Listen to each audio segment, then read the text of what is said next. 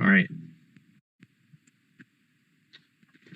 What's to do, everybody? It is Seawell back here, another race reaction, and tonight we are going to be watching the 1987 Valladolid meets 500 at Bristol, and alongside me tonight we have Sean.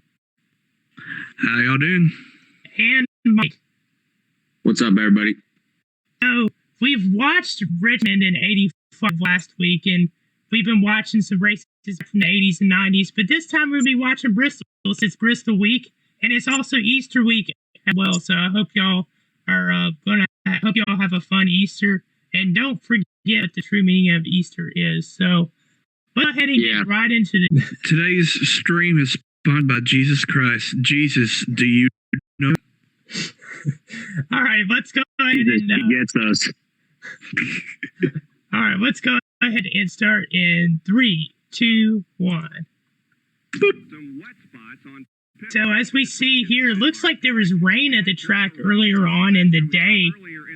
And we're about to see start our lineup and do our race picks. We can get this entire 500-lap race here at Bristol International Raceway. Here's the starting lineup for the Valladolid. Harry Gant on the pole. Rusty Wallace, I think, is on the outside. Mississippi number. In the Skull Bandit Chevy number 30, qualified at 115.674. On the outside of row number 1 will be Rusty Wallace from St. Louis in car number 27, the Kodiak Pontiac, 115.347. Dale Sr. in third. North Carolina in the Wrangler show. Yo. Inside the second row will be Jeff Bodine. Jeff Bodine. This is 87. This is right in the rivalry. Car number 7. Uncle Wick. He's tempting to pick. There go, Bobby Allison. Hey, Bobby. Kenny Schrader. From Trenton, Missouri in the Red Baron Pizza Ford car 90. Right now, A young it's kind Ken of hard Schrader to look. think of who could win this race. In the Quaker State Buick. The fifth row, Benny Benny. in car number 35. BP. And Neil Bonnet in car Neil Bonnet. Your bonnet's really good. Ooh, Elliott, 11th. Fast. You know, Darrell Waltrip won a lot at Bristol, so I'm going to go with him. Oh, we're doing picks now? Yeah. Why not?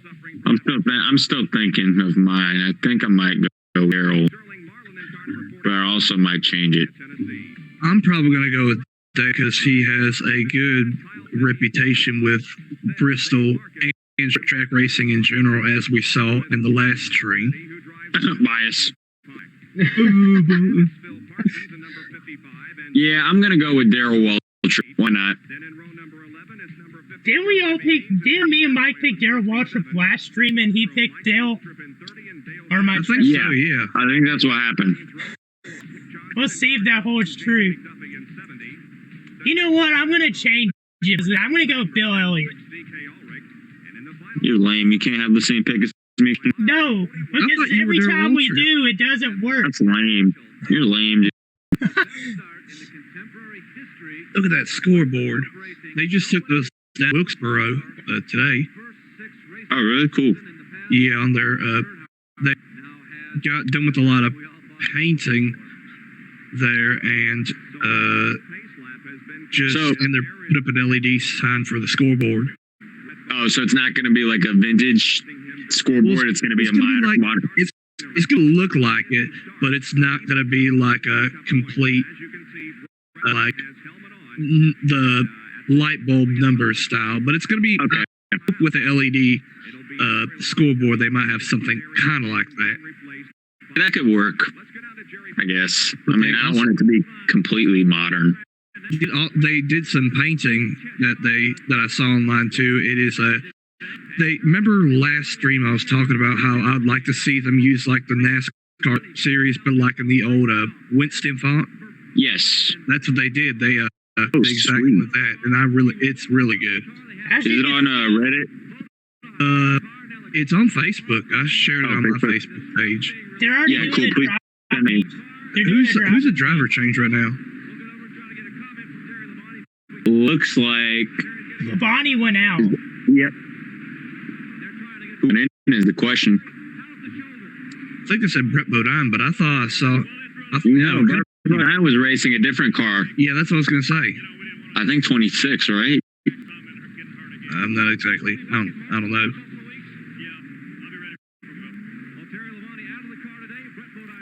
Repodon's in.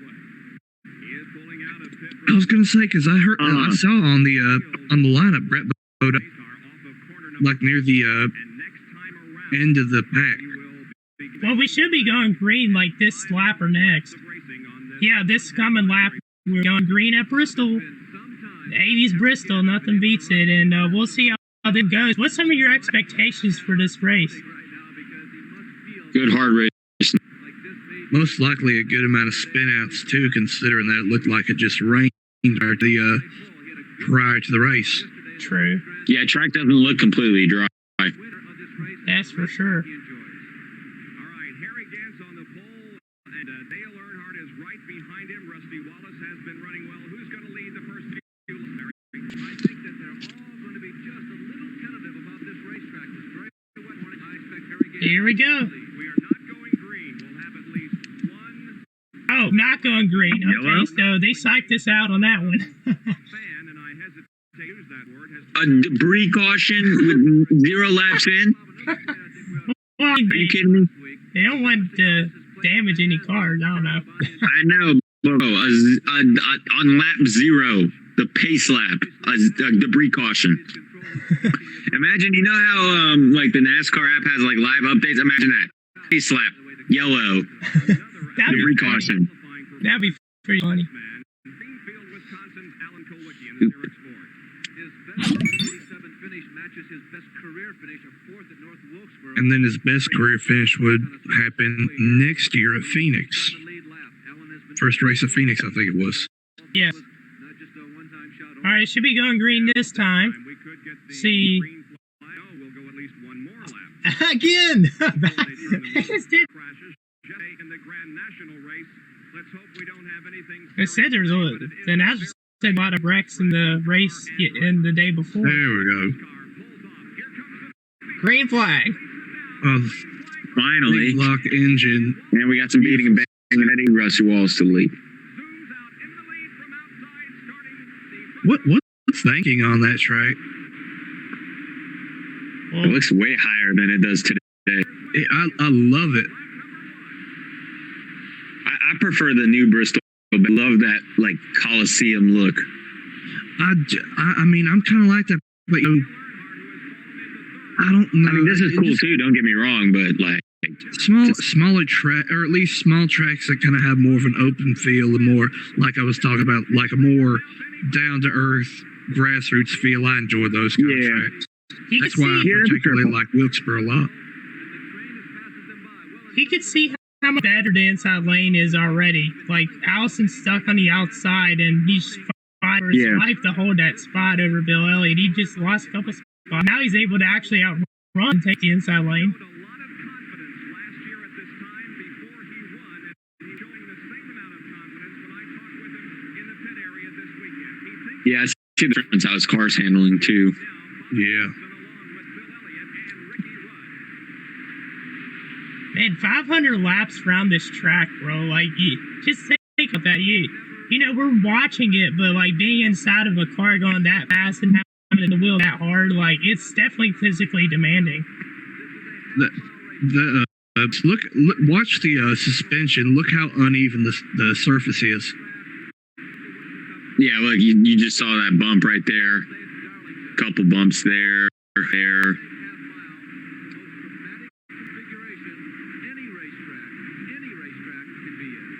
Especially on this corner, they look like they're going down. Right as you get off of turn 2, you almost go like over like a hill almost. Right.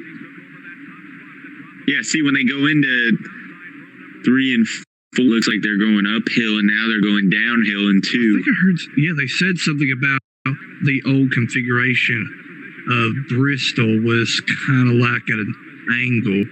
It might have been. I see that. Yeah. Right. Hey, my guy Ronnie Tom already got lapped. Dang. And they're already going to start lapping cars in the next couple laps. Thomas already went a lap down. The Chevys look like they're a lot lower to the ground than like the Pontiacs. True that. Is on the like right here on the on turn 2, when or even I would say like on turn 3, you could look a left front, and that nose is just about to scrape. But the Pontiacs, I'm just probably saying that because you could see like Earnhardt and Gant's car, they're a little bit darker near the bottom of the nose, so it kind of looks close. While the all white Pontiac, you really don't see much of a difference. But I don't know. I'm not completely 100% sure, so don't quote me on that. Buddy Arrington there, I think, in the 67, and Brett Bodin's in the 11 car. How many manufacturers? Oh, Whoa! Gant about lost. Saved by Gant. Dude, Bodine and Earnhardt by him, and Quickie may almost get by him as well. There's like 4 manufacturers in this race, right? You got Chevy, Ford, Pontiac, and the very few people who run Oldsmobile. Oh, Earnhardt actually Earnhardt. hit him. Huh. That wasn't a hit. That was a. I don't even. That was that's like a tap. that's fair racing right there. Got him loose. Going and out hard of in the groove. corner and accidentally tapped him on the end because. Yeah. Wallace is pulling away right now. Got some good speed on him. I'll say that.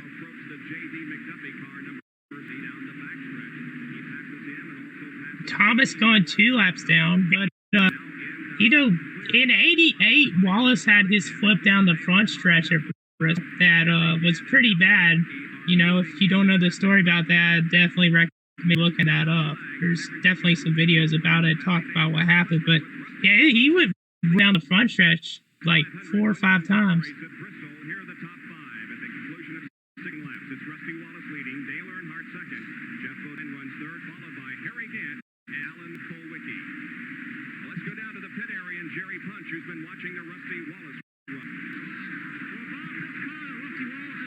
Earnhardt's catching Wallace.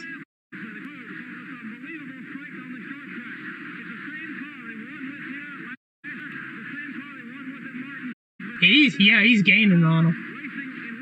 That's for sure. He's getting him in the corners. Actually, no, he's getting him on kind of the straightaways too. Like He's getting him in both. Last race, it was kind of like anybody trying to get up with another driver, they get him in the corners, but they usually lose him on the straightest. But on this case, Rusty's actually getting pretty close to Earnhardt, even on the ways and on the corners. Earnhardt getting on entry in the corners. Yeah. And then Rusty's pulling away on the exits. Buick, I completely forgot they were still racing, but still racing in '87. Their last race was '80. Their last race, Buick's last race was I think '92. Because no, that might be the old Bill because Harry Gant's last. No, '92 or '93. Harry Gant's last season was running Bill. Well, Gant's last win was in '92, and it was I want to say it was at Michigan. Yeah, I think it would. But what was his last year? Because '95 racing was in like '96 or '7, but his last win was in '92 Michigan. Yeah. So Sean. Yep. Sean, the '91 season was the final year for full-time manufacturer, and they would run with limit schedules in '92 and '93. Okay, I got you. Thank you for the follow. For those watching this stream so far, thank y'all for tuning in. Of course, those watching, make sure to follow, hit the like and subscribe button. Thank y'all for tuning in. And it froze on me for some reason. Let me see what's going on here. Y'all can continue watching. I'll ready in 3, 2, 1, go. So hopefully we don't have any more internet issues the rest of the stream, but it looks like Ken Schrader is in pit road at the moment. I wonder what this is for. It's a little early. Whoa, Earnhardt got loose.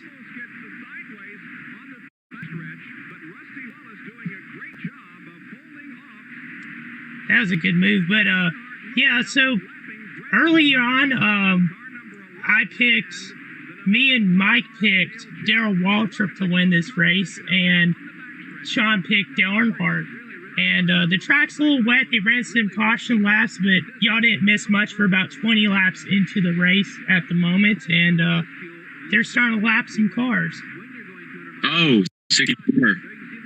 Oh, yeah. That tire looks up. No yellow, though. Interesting. The yellow. Yeah, man, they're just racing to the caution. Hey, what seconds are y'all at? I think I pressed mine a few seconds late. 21. Yeah, I'm at the same spot Mike is. All right. Oh, man, his fender is messed up. Wow. Yeah, we're now at 21:38. All right, me too. I'm probably half a second behind, so we're somewhat closer than we were. Yeah, that. Oh, here we go. Pissed off. You got the main. I always thought that was cool. A guy pulling out a cup holder for the driver. Yeah.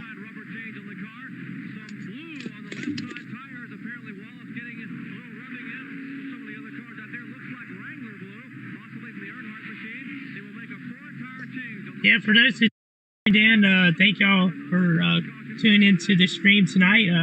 Hope y'all are enjoying it, and make sure to hit the like button, subscribe, and follow. Make sure to also follow Sean and Mike. Their links are in the description below. And hopefully we don't have any more internet issues, because it was really frustrating, I'll tell you what.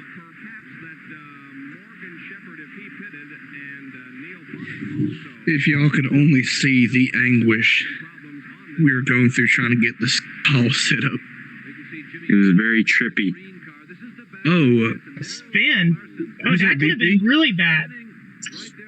God, he was so close to hitting a crew member.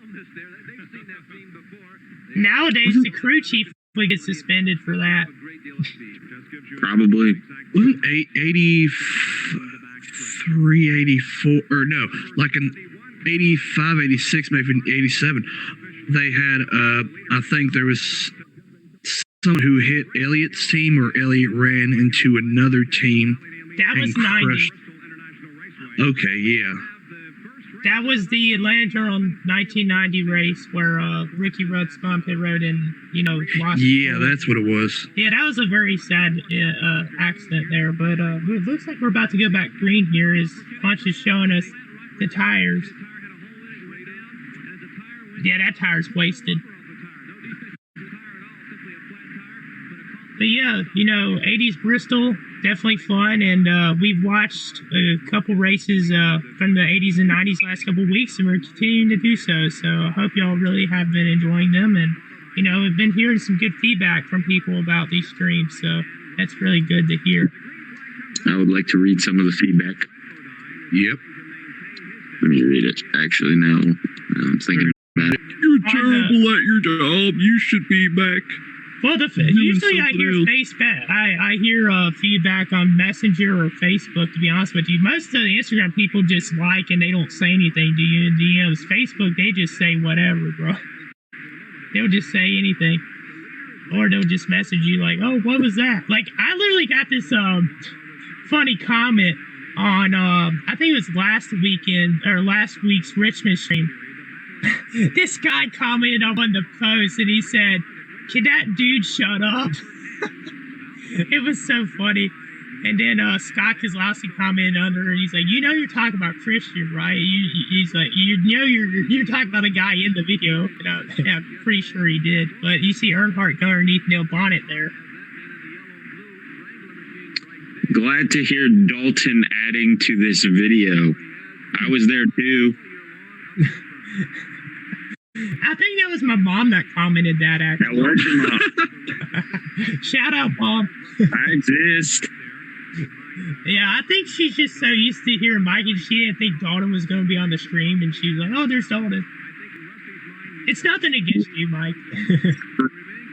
Sure, she probably watched all my episodes, or our episodes of NAS Boys. I want to join one of them podcasts just to, talk about stuff, because, I don't think I've ever been on, a podcast. Trying to join next episode? What's it going to be about? I'll see what I can do. I mean, we're going to recap the race, probably, of Bristol Dirt. Okay, if that's the case, I'm going to have to find a way to watch it because I don't have cable and... Oh, okay. Yeah. This is a good battle right here between the 3 and 26. Great battle, yeah. Oh, he just moved him up a little bit there, and, he was able to make the pass. That's what you had to do at Bristol some of those times. You had to move them a little bit higher to get the inside lane, but obviously the inside lane is the best way around this track. Back down, at least. Yeah, Sean, just DM me or Christian if you're interested, by the way. Okay, I'm about to link up the Twitch chat on my Snapchat, or at least tell a few people we're doing it. Okay, let's see here. Hey, we got another chat So here. Dave Marcus is leading right now. That's interesting, but Earnhardt's going to catch him in a couple of laps. Watch.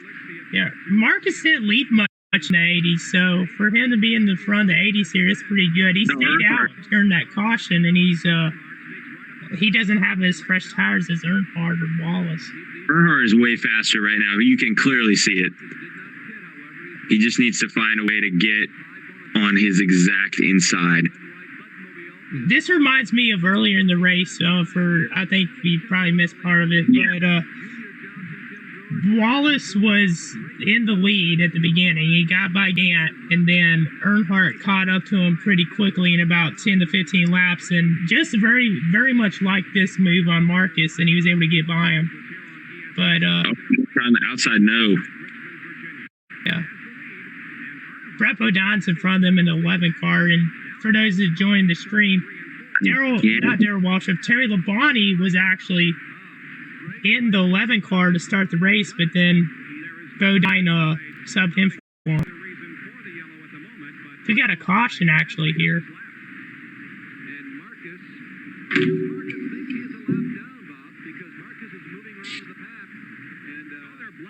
For what, though? For what? That is weird. Park at the start finish. What is this?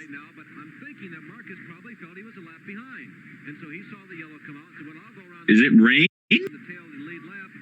No. Debris. It's either rain or debris. This is odd. No, because it was a black flag. I don't think they'd black flag a driver because of weather or debris. This is That was a probably black flag? It's yellow, though. It was a yellow. I think I heard it was a yellow, and then it turned to a black flag for Marcus because Marcus got confused on his position. I'm not completely sure, so don't quote me on that. Yeah, that's what it sounds like. That's very strange. That's for sure. Very, very strange. Hey, there's Dave Marcus. I'd never seen anything like that before in NASCAR. Very odd. So they're holding them, I guess. Never mind. They were for a second. So let's see. That's where. He did get back on the lead lap, so don't count the 11 car out yet. And actually, I kind of mentioned just like, I don't know, whenever we got back started again, I said Darrell Waltrip. I actually changed my pick to in the first part of the stream before things went chaotic with the internet. I actually changed my pick to Bill Elliott. So I have Bill Elliott. Mike picked Darrell Waltrip, and Sean picked Dale Earnhardt to win this race. And the way it's done right now, we've already had 2 or 3 cautions, but nothing really major yet. The only thing major that happened during this whole stream is the whole internet fiasco. For real. Your internet's so bad, Christian. That's hot. You said it's still bad? No. There's a video you always see in a bunch of the tribute videos. I guess Mikey could check the stream and see if all of our audio is working, if you can, while we have this brief yellow. I can check it too. I'm about to go on my Twitch app. Yeah, Sean's audio is good. Can you hear the announcer audio too? Is it not too loud? Lead lap and followed more or less in this order by Kowicki, still in the lead lap. Benny Parsons, Sterling Marlin, and the Piedmont Old 44. Bill Parsons Yeah. did hold on to his lead lap status despite that spin in the pits. No Christian talk. Junior Dave Marcus relegated Hello. him back to the pack without being penalized. One Is lap it too loud or Brett too Bodine and Morgan Shepherd. No, it's good. We're set to go awesome? once again. Might be a tad bit loud, but I can hear you fine. Onto the race. Awesome. Yeah, As come long on, as we can hear everybody's everybody. talking. Somebody has a problem. Can we hear everybody? Just want to make sure. I can hear everybody though. Ridiculous. Awesome. Yeah, I hear everybody. So likely Good in news. any situation you discover it's also one individual. Obviously, I'll edit most of this. You know, Making a career out of I do this every stream. I edit stuff out if I have to. Bobby Allison Um, lost a lap in the pits. He was caught. Bobby Allison's going to be restarting on the inside lane. I think he's a lap down, actually. And he was penalized for not slowing down under the caution Penalized for not slowing down although he is on the caution flag, I think. That's what they just said. And here comes the field now out of the fourth corner once again on lap number 64. We're back green. Go back to green with Dale Earnhardt, the leader. Dale. Allison moving up between Earnhardt and Jeff Bodine, but Allison is a lap down. Richard Petty's right behind Darrell Walter back there. His most recent caution period. Neil Bonnet's in fourth. Elliott's battling for fifth. Speaking of Richard Petty, what would you say, like, after his like final career win at the Firecracker 400 back in 1984? You know, on his road to retirement in '92, what year would y'all specifically say would be the specific year where you knew Petty was about to reach the end of his run? Well, that's a good question. I mean, he did have some solid starts in '87 and '88. I remember, yeah, like '87, he was still top 10 in points, but you know, starting in '88, '89, he's really started falling back in points a lot. And people, I guess, would say around 1990 was the year that people were like, okay, he might need to retire. Yeah, I would say about early 90s. Early 90s. Yeah, early 90s would most likely be my pick too, because 80s he had a good run. A great run in the early 80s. I mean, won the 81 500 and making that his seventh Daytona 500. And then he had I don't know exactly.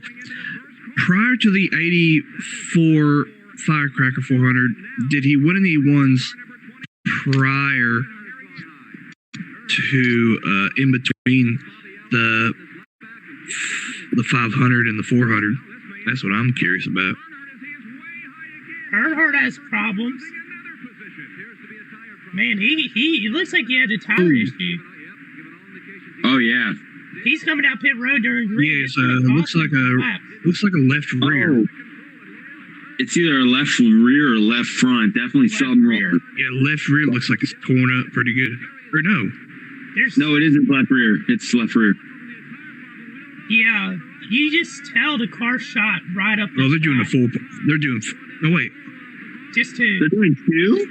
That's what I'm saying. 'Cause I thought it looked like a left rear from from when he was coming into the pits. Well, you didn't Especially really lose too many laps. With the way it was kind of like dragging a little bit, kind of made you think it was probably the left rear. Well, Gant, it looked like he had a tire rub at one point. He got moved out of the grid by Earnhardt early in the race. But yeah. He got really loose earlier, and then Earnhardt, you could just tell that he shot the track. And Jeff Bodine's down in the lead. But if he changed 4 tires, he would have lost 2 laps, but he only lost 1 there by pitting for 2. They got problems. Oh, Bobby Allison and Jeff Bodine, the leaders around. Wow. What a I made it, Harry. Gee. Allison had just gotten back on the lead lap, and then Jeff Bodine was in the lead when that happened. Was that just okay? Yeah, looks like. Oh, what happened? Oh, they got the left. Just no room. Bodine got the looks like quarter panel maybe. Yeah, you just didn't have room there. Allison. Allison kind of had him low, and Bodine tried to make it work, and it just didn't. That puts Richard Petty in 3rd, I think, at the moment, and Neil Bonnet in 2nd. So, wow, the turntables. Mike, what do you think about that incident?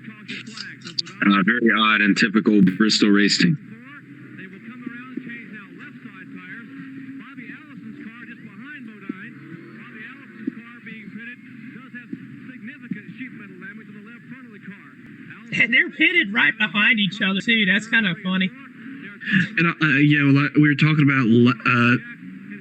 Did Bodine's team? Did you see how Bodine's team kind of left the tires in front of Allison's, so we had to go around him? Yeah. Yeah, he tried to go underneath here. Here's another replay. The vision here is not like it is on any other race. They kind of crowded him low. He didn't have a face. I think that's a racing incident. Yeah, it was. I mean, Bobby came down, no doubt, but I wouldn't fault him necessarily. I don't even know if he realized the 5 was there. Yeah, he probably didn't know. And that car's junk, though. He's probably going to lose a lot of laps, and the handling's going to be rough on him the rest of the race. They're probably going to flag him if that car gets any more beat up. Bro, if that was Josh Williams, they would have penalized him. When the joke doesn't hit. But anyways, yeah, you could just tell, the pit road, they didn't, look how much different it was on pit road. You could just see how different it was.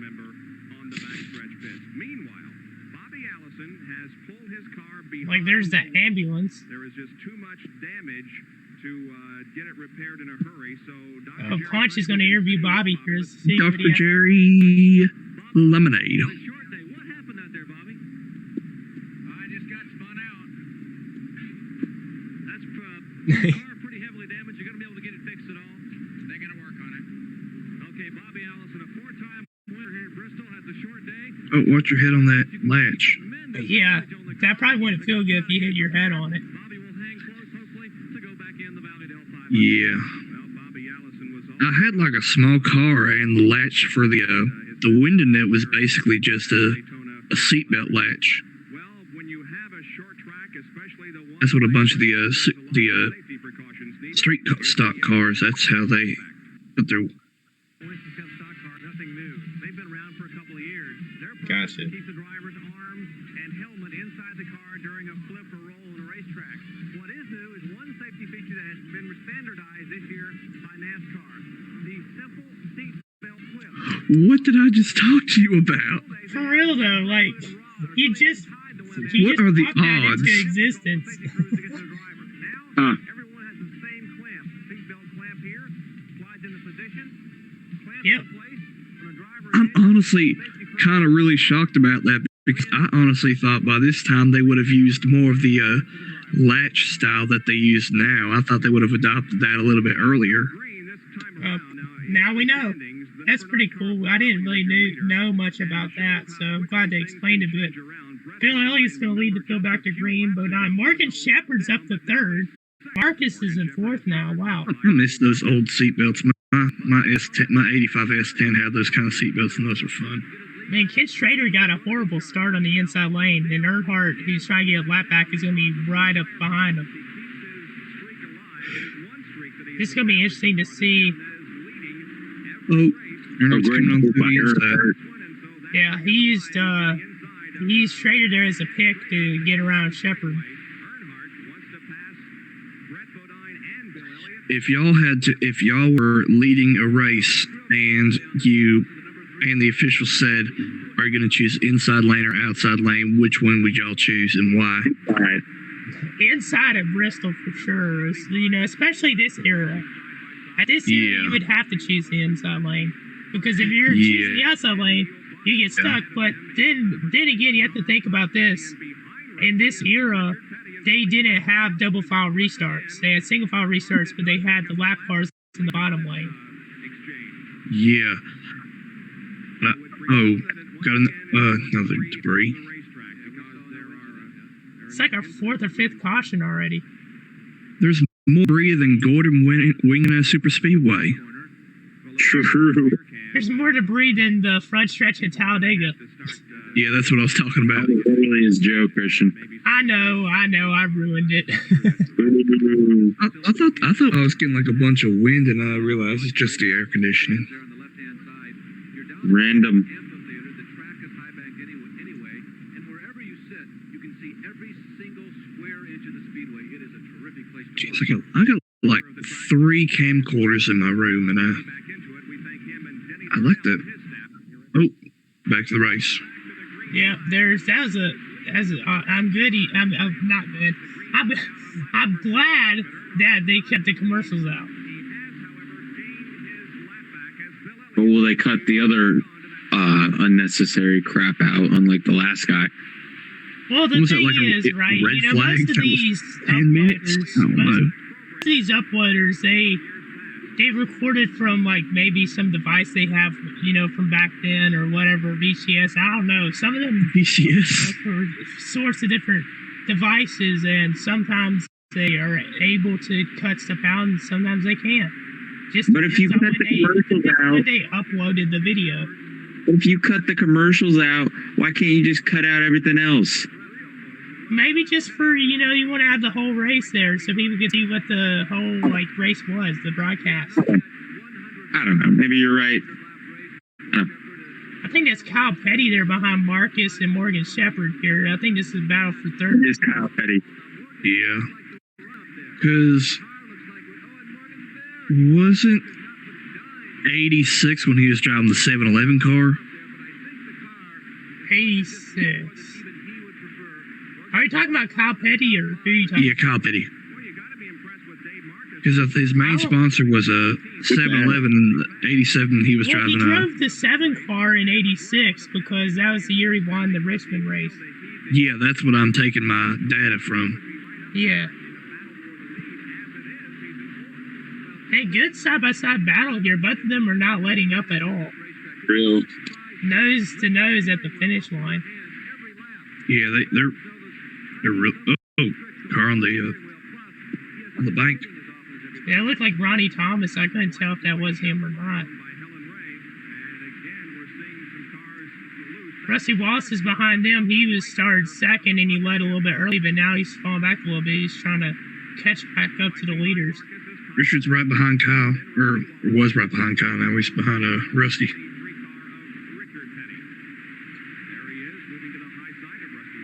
Wow, Shepard's able to clear Marcus there in the outside lane. What we need to do soon is we need to do like a vlog or whatever at the Hall of Fame. Dude, you know, there's actually an idea I was thinking. I want to go to the Memory Lane Museum in Mooresville, but I've never been there. I've been to the Hall of Fame a couple times, but I've never been to the Memory Lane Museum. There's so many cool spots, and you know, there's team shops in North Carolina, especially around Charlotte. But I've been to the Memory Lane Museum. It'd be cool to go there. I know Sean's a little bit closer to me than Mike, but yeah, whenever Mike comes down, he needs to come visit the shops and museums with me as well.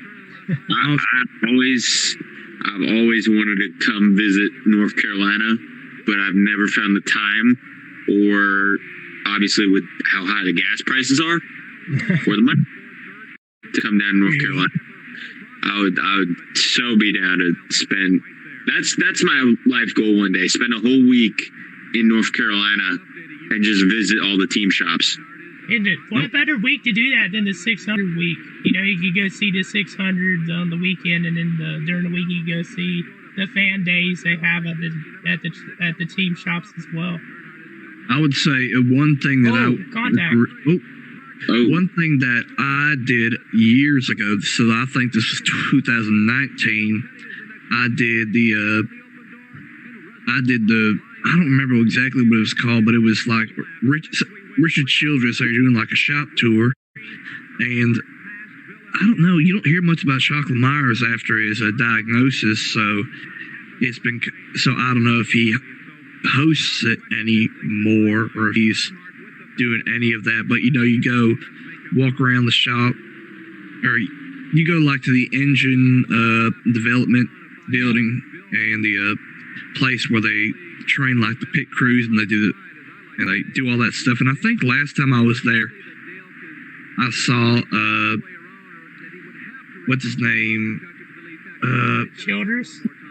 Oh, no, I didn't see Childress. I think he was working that day. The Dylan, the Austin? father of the Dylans, Mike Dillon. Mike Dillon. Yeah, he was in the he was working out in the little gym they had there in the Oh, place where they did pit stop training. interesting.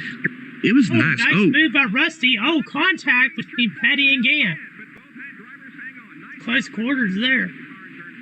But that's like the only fan day I did. I remember I haven't been to any shops really. I mean, my dad's company did do the outside sign work for Roush about 10 plus years ago, but Yeah, Major back there. He just didn't know he's there. He tried to move up Rusty. oh, Kenny Schrader. Schrader's trying to use the lap back here, and he has a faster car. What a move on the outside lane. You didn't see that very often around the 80s. He's pulling away pretty good. He has fresher tires, I think, too. That might be the case, yeah. Something I tend to do is usually if there's a driver, like in the case of Ken Schrader, I always call him Kenny Schrader because I'm always used to listening to like the mid '80s when he was starting out his Cup career. Because he was it before? I don't remember hearing about his Busch racing. I always thought he just came from USAC and came to Cup. I'm not exactly sure, so don't quote me on that. Elliott has pulled away, basically. That is true. He is a really big lead, and Schrader, he has a dirt background. He raced, he still races. I've heard he's raced paved and dirt. Jeff Bodine's trying to get by Richard Petty here. I think he's about around 8th or 9th position. No, 7th, as they said. And who's battling in front? Okay, yeah, you got Shepard and Rusty. Wallace going to try to tap Morgan there.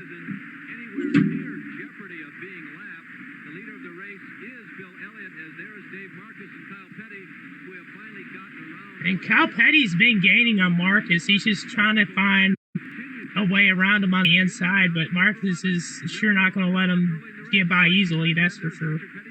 As Jeff Bodine's trying to use the crossover underneath Petty. What's some things y'all notice about this Bristol compared to the Coliseum in the 90s and now? Grassroots looking track. I would say, to me, it looks a lot more.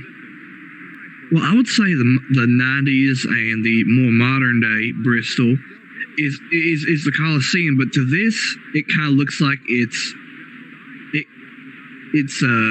sunken in a bit with the land, because you can see it's got like a hill on turn. I need to get a better. Maybe turn 3. Turn 3 and 4, yeah. 3 and 4, yeah. It kind of looks like it's on, like, see right there on the back of a. Okay, yeah, on the back of a back straightaway, it looks like there's like a big hill, so it's kind of like in between a bunch of land. And you can see on turn 4 too. I like that. I like short tracks like this, in this kind of like not so production-wise track that everyone's trying to be now. True that. Gant was just behind them, and I think Sterling Marlin's behind Gant there. You don't see many tracks anymore that have seats on the back straightaway, like Charlotte took theirs down 15 years ago. 3 wide in turn 1. This is interesting. Well, they made it work so far. Lap cars in the middle there, and he's holding up Wallace. This is chaotic right now. That's for sure. You just tell how much faster they were than the 30 car. I wish we had a full leaderboard so I could Wait, so we can see who the driver of the 30 car is? Because I kind of forgot. Maybe Michael Waltrip.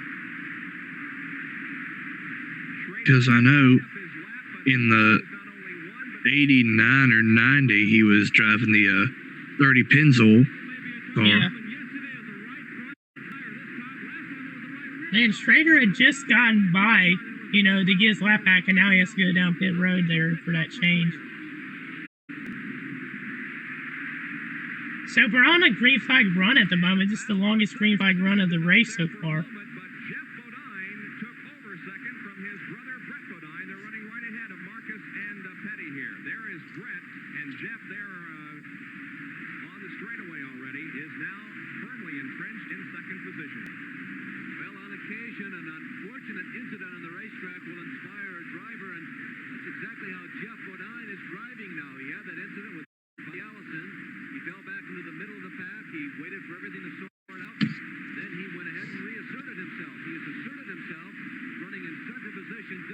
As that sign, as they went by that sign in turn 1, said I saw that. Was 79 miles per hour.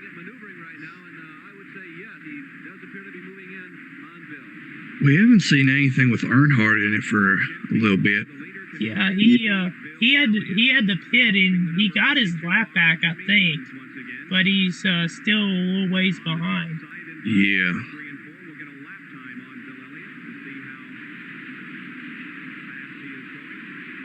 Yeah, this is the old-timey lap time thing that they used. I think it was pretty cool.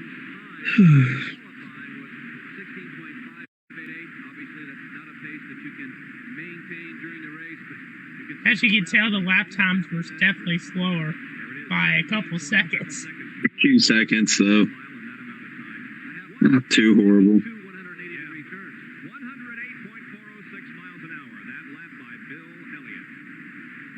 108 miles an hour.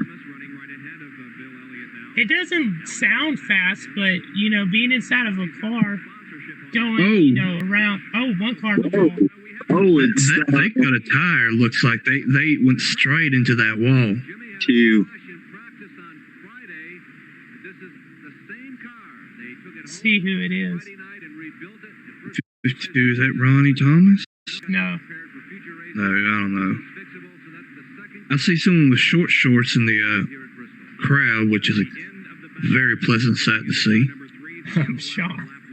Hey, I have a pair of jean shorts too, and I wear those things with pride. Yeah, he blew a tire. Jimmy Means. That's Jimmy Means. Jimmy Means. Okay. I thought he drove. Yeah, he drove 52.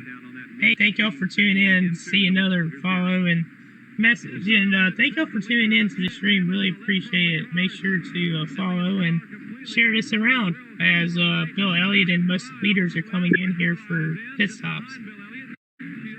I find that cool, or I find it kind of interesting how even though they had the race radios on, they still had to put the actual physical signs out for coming around to pit.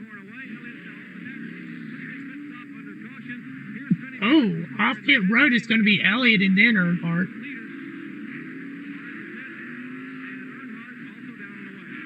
I think Earnhardt jumped up all the way up to second there. Oh, whoever that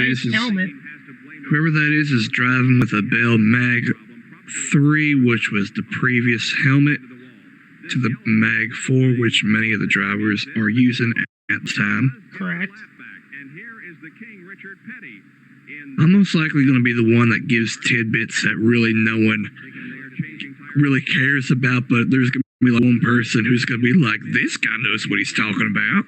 Well, you definitely do, Sean. You know a lot about NASCAR in the 80s and 90s, and definitely a lot about the Earnhardts as well. And Earnhardt just came Earnhardt just came back out of pit. He went around after the lap.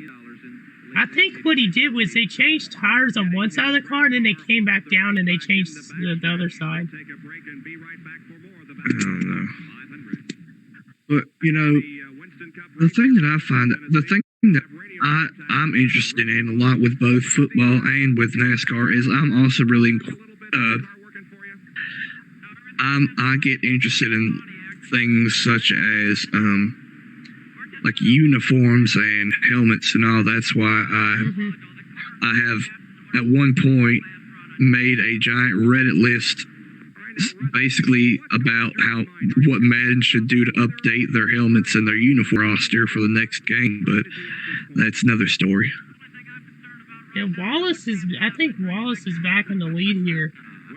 He did lead early on in the race.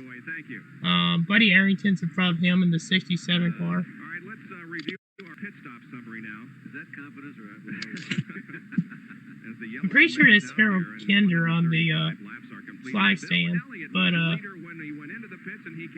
Marcus went in third and he went out 13th. It just shows you some of the pit crews were not as experienced, or, didn't have as great equipment. But Bonnet was 12th going in, now is in third.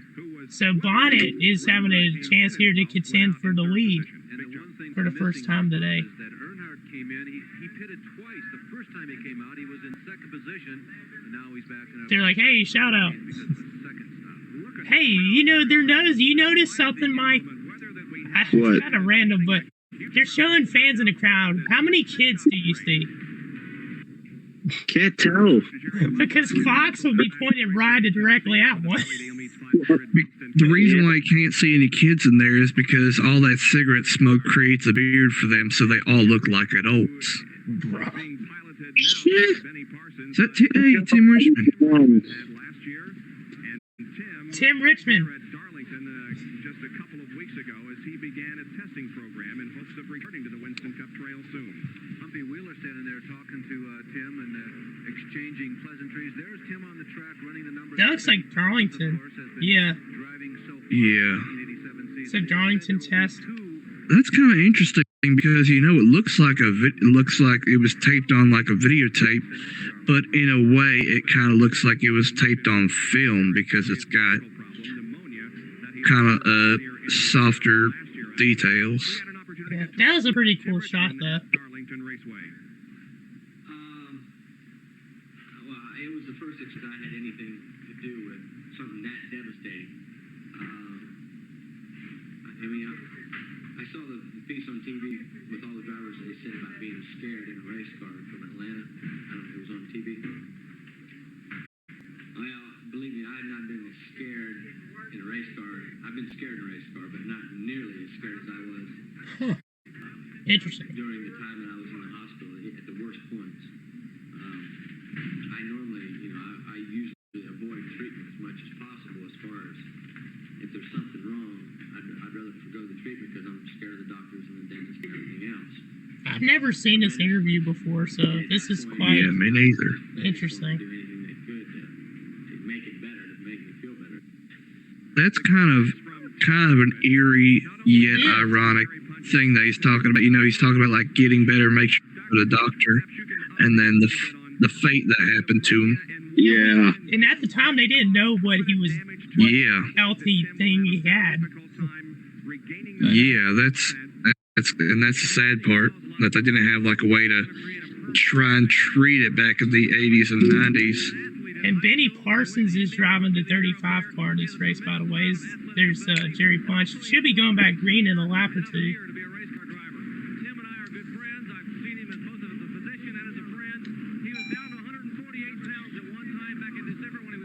I'm trying to test out the 2000s camcorder that my still has.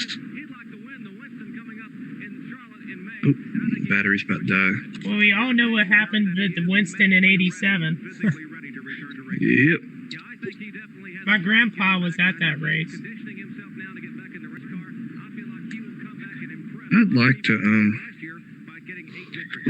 I was thinking about my next tattoo, and I was kind of like, I'd like to get something that's kind of I'm either going to get like Junior's first win, that quote we were talking about last stream, Yeah. or in a way it was going to be like some blades of grass, and it's going to be like May 25th, 1987 or whatever it was. He actually dislodged some concrete. The pass in the grass, you mean? Yeah, that one. Okay, They cool. were just saying that Jimmy Means had a piece of concrete go into the car or whatever, and it messed up his tire, I think is what they just said. Crews are still on the backstretch cleaning up the concrete that was knocked loose. The concrete was knocked loose. Small bits of 3, 2, 1. Just the Southeastern Series now. They run in Pocono. They run And we're going back green. They run here at Bristol, which we're going to do right now. Green. Bill Elliott jumps out ahead here on this restart. 51. 20 laps because of some concrete in the racetrack caused by the incident and Jimmy Means hitting. It's Ken Schrader there trying to get his lap back. Jeff Godin's there in second. Neil Bonnet's third. Earnhardt's a little far back right now because he's still working his way up from hitting under green about 40, 50 laps ago. We have gone back to a green flag. As we watch the leaders, Earnhardt, by the way, is kind of in the middle of the pack, but trying to tiptoe through. Dave Marcus behind him and Harry Gann in front of him. This is a great battle here. Joe Ruttman's there on the inside of the 15. I think that's Ricky Rudd in the 15 car. Bonnet's losing a couple spots at the moment. You got a Rudd coming around. Who is that? Is that Bonnet down? Okay. Wait, hold on. Kyle Petty's behind Earnhardt. Neil Bonnet's holding up the inside lane at the moment. His car seems to be falling off a cliff. Maybe he has old tires on. Mm-hmm.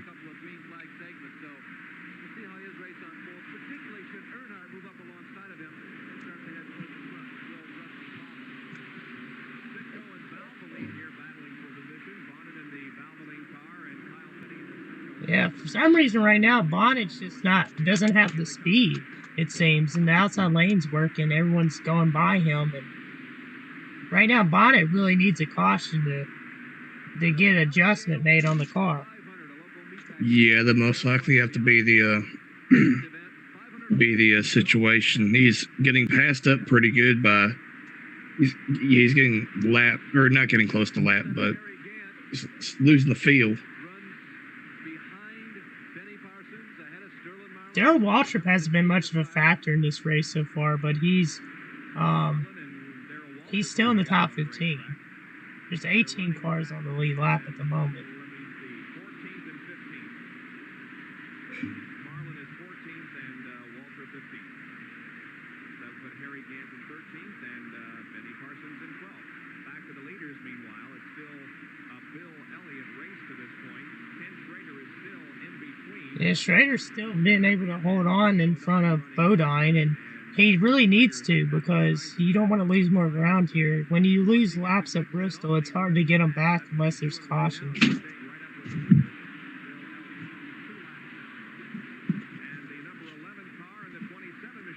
That's a good move by Rusty to get to the inside there and make that pass. They said Brett was the relief driver of Terry in this race? Yeah, Yes. yeah. Okay. Trying to put the test to young Mr. Brett Bodine as they go to the high side of the number 7 car being driven by Eddie Bierswall. And there's Earnhardt. Earnhardt will take the high groove down the main straightaway, trying to pass Brett Bodine going into Nice move on the outside. See, they're about, we got a we run. got a pile up. sounded like a tire let go. Multiple cars. Benny Parsons hit the wall hard and so did Dave Martin. Yeah, Parsons is in that. It looks like Marcus, I think, or Waltrip. So what time are we at?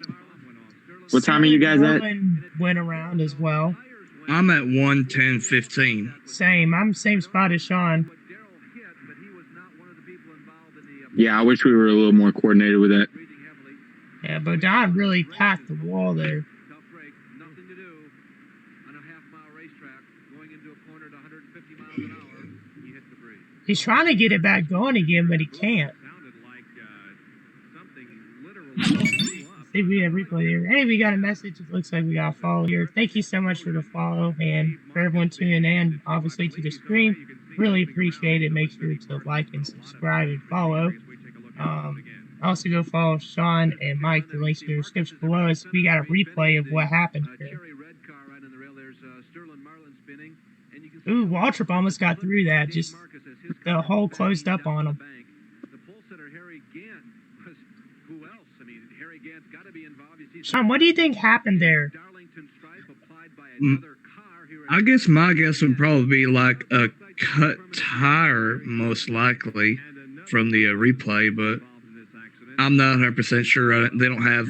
I only got the aerial view. I don't have like a down track side view to get a closer inspection on what happened to Shepard. Gotcha.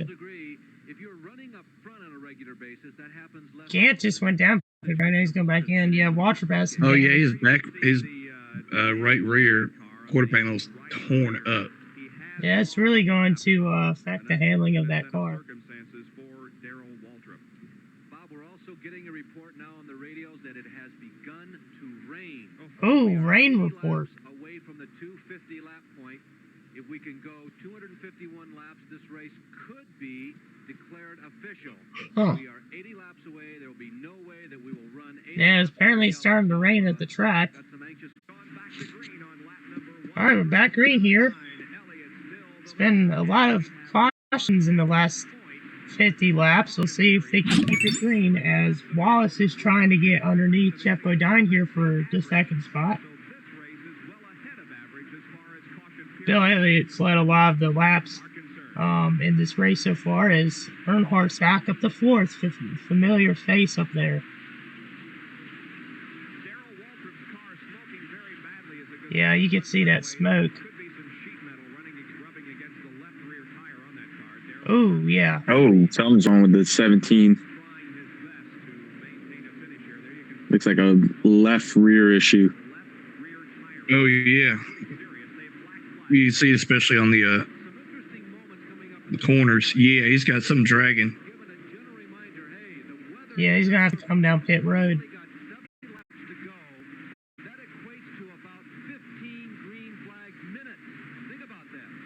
And there you go. Track still looks a little wet. Yeah, pit road's definitely wet. They it had rained before. I think that the race. You know, we saw the pre-race stuff going on. There was rain on pit road. So Am I they've been tripping? having weather all weekend there. Am I tripping, or did anybody else notice how the car stopped? It kind of looked like they cut it. During the pit stop. Yes. Yeah, I saw that too. I kind of had to think, was it like, did I just like have a small stroke, or was the Right. video edited for Like, did I blink, or did they edit it? Like, yeah, that's what I was thinking. I was thinking the same thing, y'all. I just didn't want to say it, and then everyone freaked out. Oh no, we got a problem again. Don't want to jinx. Oh, we got a car Oh, around. hey, how about that? You predicted the race. 55. That was BP Benny Parsons or no, Oh, okay. Phil Parsons. One of them two. or Phil Parsons. Yeah, I was Parsons. going to One of say the Parsons. Benny Parsons was driving the Folgers. Correct. Was it? Yeah, he was driving Folgers, I think. Yeah. Oh, he's signaling for a push or something. He's like, oh man, I'm going to lose so many laps here. Come on. I think it's cool that like all the different teams, they have different wheel styles. Like if they show like look right here at Elliott's wheels, and they look like the style of rims that they used up until the one lug nut. And I know Phil Parson, he had a different set of rims, which I know were run in the early to mid 80s until they swapped to that rim. Yeah, Elliott has the type of lug nut that I would want to see NASCAR bring back, or the wheel set. Yeah. Like kind of like our logo for NAS Boys, if you will, is my ideal wheel set. There's the Red Baron. There's sponsor, Kenny Schrader. Kenny Schrader. Yep. And Parsons going in the garage. Expected. Bobby Austin's still out there trying to get points, as you can clearly see.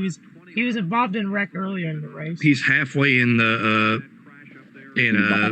Brett's Jeff's pit box, which the pit guys are just looking over there like, are you seeing this? Oh, Yeah, background. I don't know how he did that. That was a cool cut.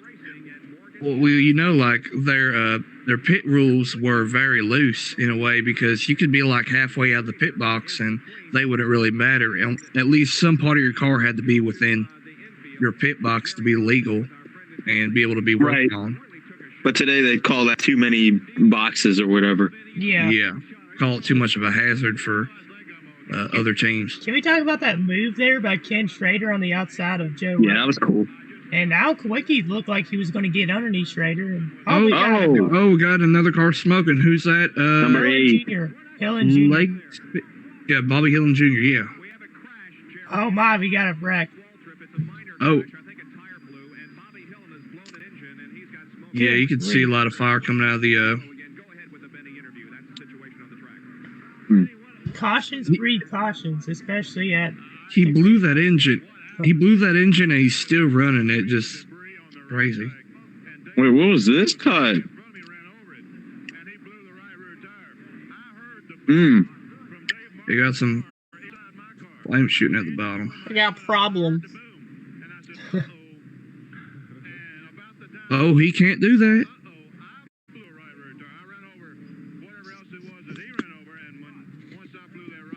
I loved Benny Parson in the booth. Yeah, me too. He was really good on the track and off the track. Yeah, on the track he was just as good as he is in the broadcast booth. I had a friend one time. He said, I don't remember exactly what the conversation was, but he said, "Why is Benny Parsons in the Hall of Fame? He was just an announcer." I'm like, dude, did you not realize he won the Winston Cup back in '73? I think. Yeah, he did. I mean, if you don't follow NASCAR history enough, I can understand why you would say that. He drives late models, I think, and I'm like, you drive late models, but at the same time you don't know that Benny Parsons won the championship. What was it, like the 76 500, I think? Yeah. Like 75 or 76, I can't remember. You should have seen my reaction one time. There's someone I used to go to school with, and they thought Darrell Waltrip was only an announcer. They didn't realize or didn't know he was actually a driver too. I was like, there's no way. I was just shocked. I was like, bruh. I mean, again, to be fair, your first introduction is really with Darrell Waltrip being a broadcaster, and you don't really realize he's a driver. That's the way it was for me, at least. Yeah.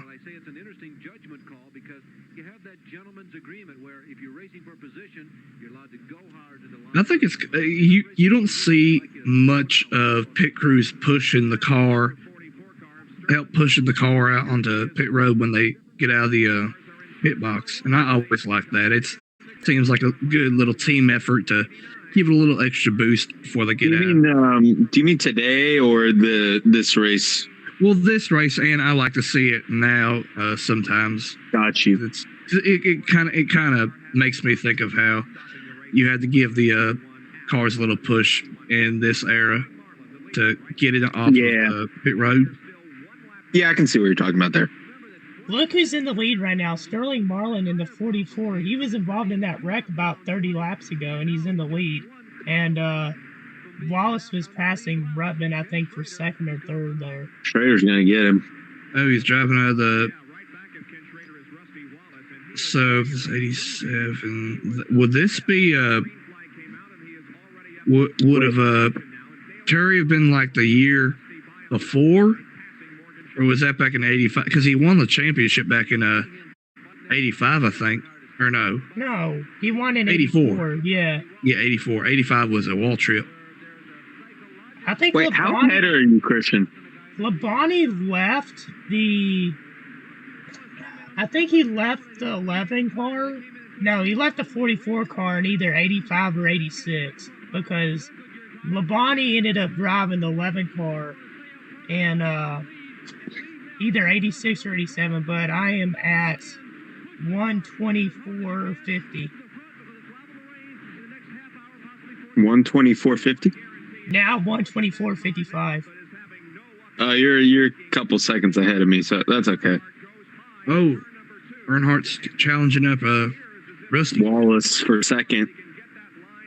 Is the stream running well, Mike? Let me check it. All right, thank you. Check that stream. Well, I just want to see what he does here. Right on taking him from the bottom. Great move. Yeah, just got right by. Great move by Earnhardt once again. What else is new? I know, that's what I'm saying. Are we surprised? No. I really like that Pontiac nose on the Rusty Wallace car, and The Pontiac's I really like that scheme too, the Kodiak. The 80s, the what was it, 83 or 84 to Yeah, it's fine. 89 or no 88, I think it would have been. Those Pontiacs were really nice, like for Petty and Rusty. Awesome. Oh, look at this. There's a big Yeah. battle here. And, Neil Bonnet and Neil. Jeff Bodine, Kyle Petty, and Rudd and Brett. Petty's behind them. Richard Petty. What years did he run? Did Bonnet run for the Sitco paint? Because would that have been like 89? I think it was 1990. Because, well, he was with the 75. His last win was in 88. So it was either 89 Wasn't or it- 90 when I think- Bonnet started in the Sitco car. Yeah, I think 88. His last win was Richmond, I think. No, it was actually Rockingham. Rockingham, yeah, Rockingham. Okay, it was a track that started with the R because he was running Hoosiers that race, I think. Yeah, Bonnet's still falling back. He's Oh, we got he just doesn't another have the speed. crash. Yep. Looks like that's Buddy let's zoom in. Buddy, Yeah. And I think this is like our 7th caution of the race or 8th. I said 9th. Okay, that makes sense. Oh no, who is this guy? Bro, I thought Buddy Arrington was in this car. That's interesting. Eddie Bierschwackel. Never heard of him. Bierschwally. He raced some in the 80s and 90s, but I didn't know he was in it. Yeah, I didn't know he ever drove that car. That's I have never heard of this guy in my life. I've never seen that car. I don't even know who that dude is. Well, now you know. It's a cool scheme. Yeah, it is nice. It's simplistic, but it's a good. It's like most 80s cars, right? Yeah. I like that. I saw a picture of what looked to be a I don't know. It was a cup car. It was a Aero Coupe, but it had the exact same 14 scheme as Stuart Haas, which I think was really, really interesting. When he won the championship? No, this was back in hold on, I'm going to try and find it on my camera roll. But I saw this and I was like, what in the world? Because it's got the exact same number font. Oh, okay. They're looking at Sondland and I Wallace. think I know. I kind of know what you're talking about, Sean. I might need to see it though. Yeah, I'm looking for it. I have it in my photos somewhere.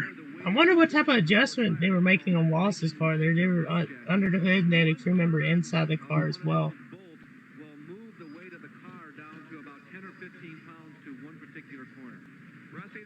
That's interesting.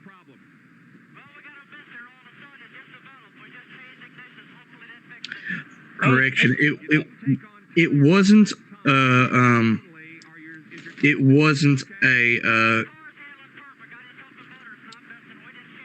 wasn't a Winston car. It was a looks like a Busch Series.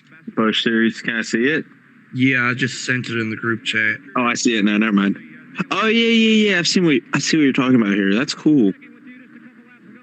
Well, it's not completely like the Stewart Haas one, but it looks very similar. It's almost identical. Almost, yeah. I think with like a few touch-ups, you could probably make it. But I like that car though. It's really cool. Looks like we'll be going back green here very shortly. Here we go. Marlin's in the lead. Earnhardt's in second. Oh, Kenny Schrader just took back second. Well, Schrader's still lapped down. He's still Oh trying to yeah, get his lap yeah, down. yeah. Earnhardt's in second. I think Ruttman's in third.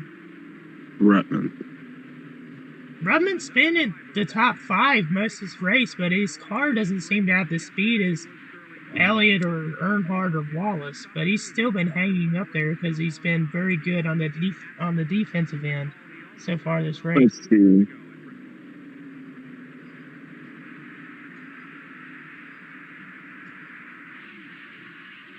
Are any of y'all surprised that Marlin's in the lead? Not really. He's getting some pretty good runs within his His within range. his career. Yeah. To me his career is kind of like he'd win a race and you'd be like, wow, I didn't know he was good. But he was quite good. He was running. What was his last? He was running like a partial season back in early 2000s, probably. I think it was like 03 or 04. 04 is when he ran, I think, his last full time because he ran the Jesus car. Yep. And he ran like some part-time season in the early 2010s, mid 2010s, I think. Got you. Wow, Bodine really ran up Ruttman there. As Elliott, he's led the most laps so far, has cleared both of them. But Marlin almost won the championship in 2002. He almost had that one. I think I mentioned this on a race reaction not that long ago. I kind of talked about Marlin in that season, but I remember Marlin drove the 40 car in 03 also, and then he ended up driving, as Sean mentioned, the Jesus car. He also drove the 14, I think, in 05 or 06. And then from then on, it was part-time stuff. But in the 80s, Marlin didn't have a whole lot of rides, but he was running part-time. As Earnhardt's now caught him, it seems. I feel dumb now because for some reason I was thinking Morgan Shepherd. Well, Morgan Shepherd did drive the Jesus car. And Yeah, that's what I was talking about because I was talking about the scattered part-time season in the early 2010s, mid 2010s. That was Morgan Shepherd. For some reason, I heard there's an S and an M in the name, and I'm like, oh, it's got to be they're talking about Morgan Shepherd. It got me tripped up. Oh man, but Earnhardt's trying to get by Marlin. He's able to hold the inside line really well here. It seems like so far in this race, the top 3 on every single restart have been able to pull away, and then everyone from 4th on back is either side by side or just moving each other up the groove to take spots. It's kind of interesting. You know how when they showed the headshots, they showed Earnhardt wearing a Peak engine coolant hat? Yeah. I think I know what you're talking about, yeah. Yeah, I heard, so back in 86, I think it was just in 87, you know, him and Kyle Petty, there's an advertisement that they have out there that has him and Petty on it, Kyle Petty talking about the Peak coolant. But in 88, since he switched to the full Goodwrench black paint scheme, basically Goodwrench said, yeah, you can't do that anymore because GM Goodwrench had their own coolant and they didn't want a competitor's coolant to be advertised. Yeah. Understandable. As you see, the 15 of Ricky Rudd is trying to get... No, yeah, that's Morgan Shepherd. I was wrong. Yeah, Morgan Shepherd. Shepherd the just gave a bump 26 there to Buick Ruttman. Quaker State. I don't know why earlier I was saying Ricky Rudd was in the 15. I meant Morgan Shepherd, so my apologies. But Yeah, right now I think they just got past the halfway point of the race. If not that, then it's around lap 2. Oh, we got some contact at the bottom of the track with Yeah, they Petty really right are. behind him. They really are battling hard here. Petty's Not too creeping up hard. behind him. Maybe coming out of 2 will be his best shot as Morgan drifts high. Rudd gets a little bit of advantage. Bump right there down the backstretch. Rudd will try to hold his line going to 3. Halfway through the corner, Morgan's going to slip to the high side. Rudd will go to the low side. He should get Nice. They're really giving it all for this spot here. Which is good. You don't see this every day. You just see people complaining about respect. For real.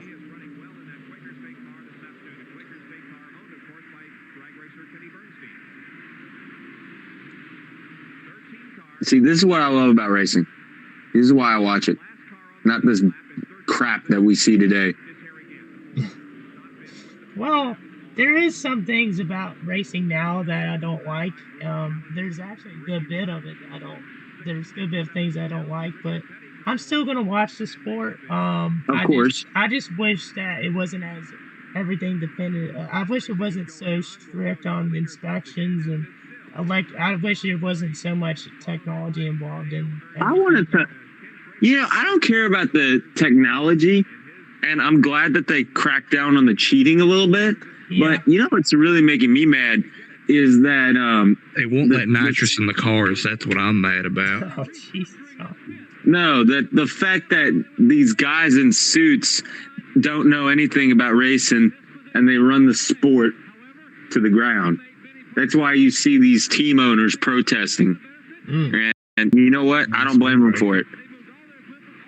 Another point too is like the drivers nowadays are just there's not as many characters now, and there's some obviously that are more popular than others, but Kyle's just really the most only of the character. drivers now are it's just not Yeah. anymore. But Yeah, I know. You know but who I still, want? You know what I mean. You know who I want to be president of NASCAR? Bill France. Junior, Nope. Tony Stewart. Stewart. Okay, I could go by. I I can want go Tony down Stewart. by that.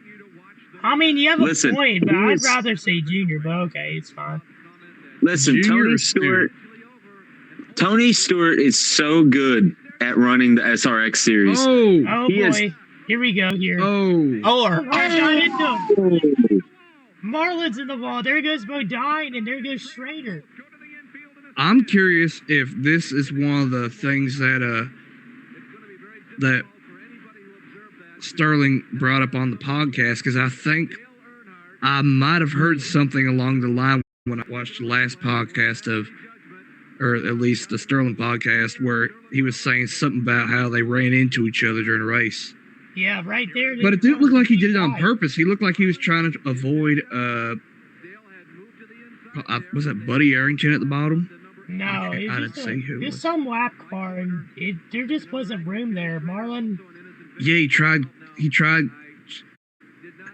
that looks like a racing accident to me. Obviously, Earnhardt did get into him, but Let me see this. Hmm. Marlon Yeah. came down like a tad, and then Earnhardt came way up. yeah. Yeah, because he was trying So to I would avoid, say it was a little more of Earnhardt's fault, but it was also a racing deal. I'd say, I'm not trying to be biased, it looks like more of a racing deal, because you could see on the he was trying to avoid the car that was kind of blocking him. And yeah, I'm not saying like they're Earnhardt's at a completely out of fault, but I'm just saying it didn't look like it was on purpose. Yeah, I guess I can agree with that. Well, Jeff Bodine, he was running in second when that happened. Now I wonder where he's going to be at. Earnhardt had the pit. Huh. We'll see what the leaderboard says or whatever. Well, plus Earnhardt had to go out to the pit, so I think he moved back some positions too. So last lap bump and runs are very common, but I highly doubt with halfway through the race he would intentionally spin Sterling out. You have to keep in mind where everybody is. And he's got some damage to the right front too, so he need to come into pits anyway. So he was going to lose spots either way. Just a touch sooner because it was actually Yeah, Marlon's car's done for today. Jeff had done a pretty good job. See if we Awful. can get an interview with him, but He's probably mad. well, that's understandable. He was in the lead, you know. When you're in the lead, Yeah. you know, he hadn't had his first career win yet. His first career win ended up being in '94. So, I was gonna say I don't blame him. yeah. Oh, we got Kenny up front, or is he up front? I don't know. I think he is now. There's no way it's Earnhardt. Well, he didn't get his lap back because he spun out. It's a white car. It looks like, so I want to guess it might be either Rusty or Neil, or maybe even Kyle Petty. I don't know. I didn't get a good look at the. Morgan Shepherd's fourth. Richard Petty's in fifth. Nice. Huh. Kyle Petty's in the lead. Bill Elliott, my pick, is in second, and then Morgan Shepherd's in third. I sometimes forget he ran that Kyle ran for Wood Brothers. Yeah. A lot of people also forget that Michael Waltrip ran for Wood Brothers too. He did, yeah, in '96, I think. Late 90s. 95 and 96, I think, because he won a race in Charlotte that year, or one of the years that he ran with Wood Brother. Yeah. Because I had a Winston poster from around the late 90s, and it's got Michael Waltrip celebrating with Darrell on it. No, it wasn't the Winston. It was, I think, like one of the Charlotte races. I think probably the 600. No, it wasn't a 600 because the Winston used to be called the All-Star race. It was the All-Star race in either 96 or 97. If that was the case, it'd be still the Winston, yeah. Because I think 03 was the last year of the Winston. And I don't remember who won the Winston that year. I think it was in 03 it was Johnson. Oh yeah, it was. Wasn't that his first Cup win? Sean. I don't know. I don't know all about Jimmy Johnson. Johnson's first win was in 2002. That was his rookie year. Yeah.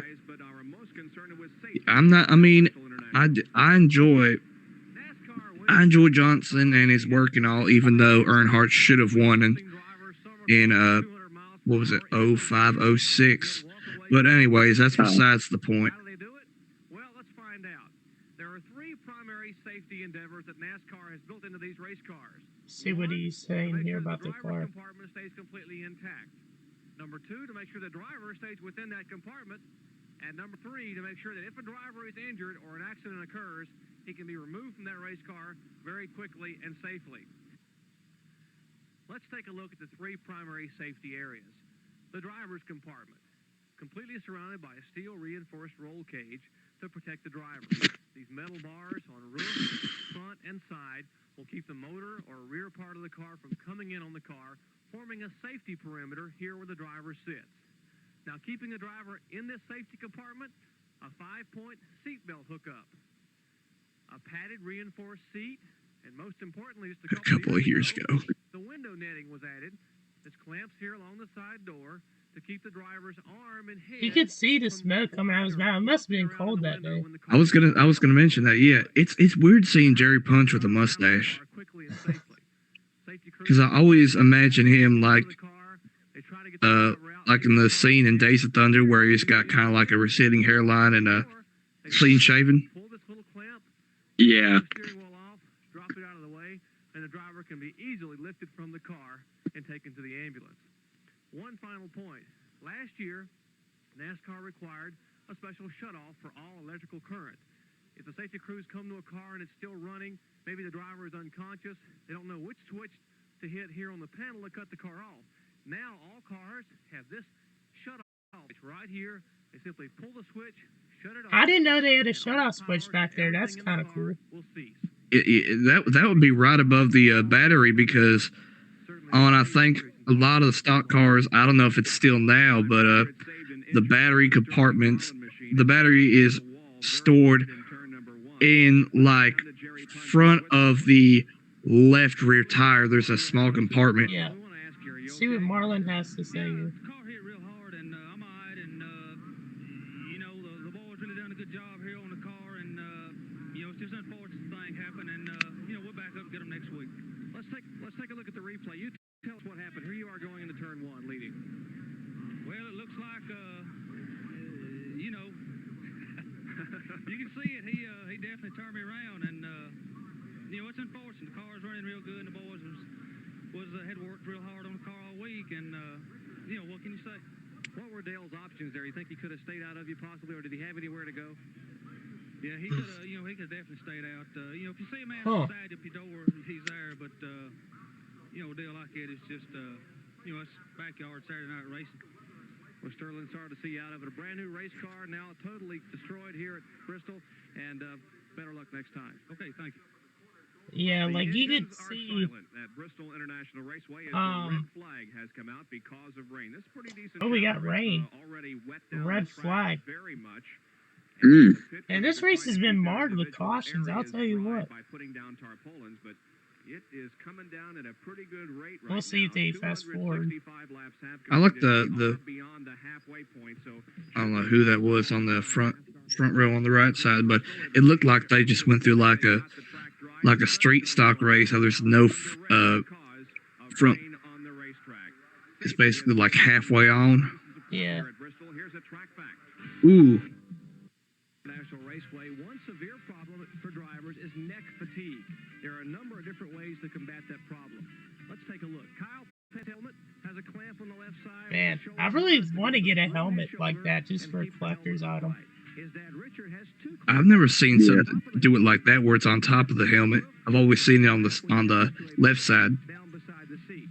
Sprint car driver Kenny Schrader. Yeah, I would love one of those helmets. Probably a normal, modern one, but those would be cool too. Oh yeah, there's what I was. If I would say, if you want to make like a new-ish style open face, you got a couple options. You can buy like a Simpson Cruiser is what they used in the 90s and early 2000s for like Earnhardt and all the other drivers and stuff. But if this is going to be 87, they're using Bell Mag 4, and that was the most common for a open face at the time. Hey guys, let's skip ahead. Let's skip ahead to 156.36 because they go on for a good while. Hey.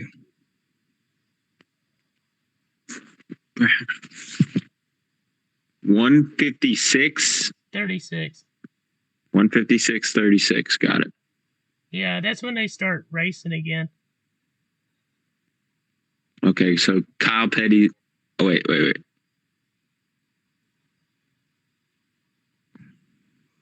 156.36. Correct, 10-4. Copy. All right, I'm here. 137 actually. All right. That's 1 second too much. You will wait 1 second, or we will black flag you, and you'll be put at the back of the field. All good. All right.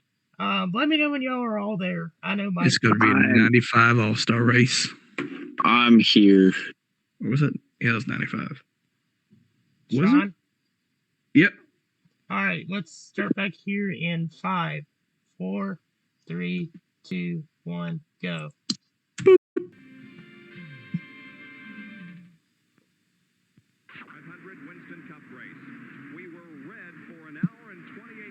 An hour and 28-minute red flag for rain there.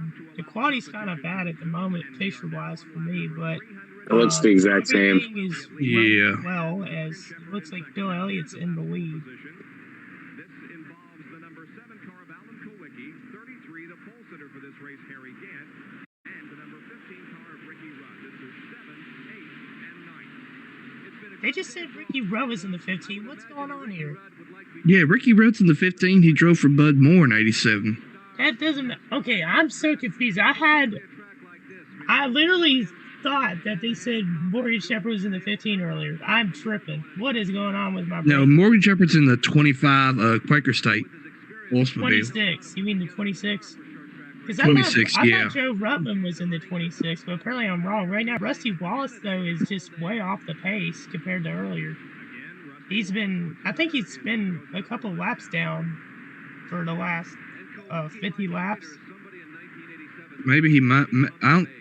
I'm honestly not sure. I didn't see him get caught up in any crashes or anything on the last red flag. Well, he had some problems with the engine ignition, I think, and that was why they were looking underneath the hood of the car a while back ago. And they were working on the car, so maybe the car's just not as fast anymore because of. Yeah, I'm not exactly sure. Yeah, 26 right there, the Morgan Shepherd. Oh, he got loose. Loose in the corner.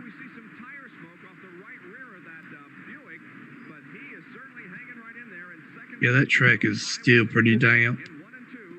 He's having a hard time getting a run on Elliott. His car just slides up the track and he's put a lot of effort into that wheel, as y'all saw his hand. Hey, it's Larry Mack.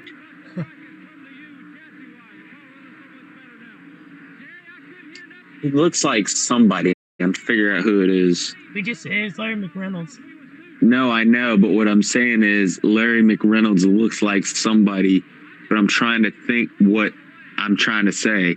Cam? He looks a lot like my ex-girlfriend's grandfather. He looks exactly like the blonde, kind of receding, stringy hair. He looks almost like him. Charlie Brown. The leader's been hauled up right now. Well, there's Rusty. Yeah, looks like he's about to be lapped. Again. Yeah, he's got a slow car now. We'll check after the race to see the results and where everyone finished. And obviously, for those tuning in, thank you for doing so. Make sure to hit the like button and subscribe. And make sure to go follow Sean and Mike. Your links in the description below. Go check out our social media. Yeah, he's got right back up to Elliott. Could be side by side this corner, maybe. Not quite. Oh, he got to his bumper a little bit. Ooh. Trying to make it on the outside, but just can't. Yeah, it just shows you the inside lane is the way to go, and it's hard to pass from the outside. We have seen it in this race, but it's very difficult. He's getting there. Oh, snap. Crackle pop. Wow, they're side by side here, and then he uses wall trip as a pick. Nice move. Great move. Shepard. Shepard's looking for his second Cougar Winston Cup win.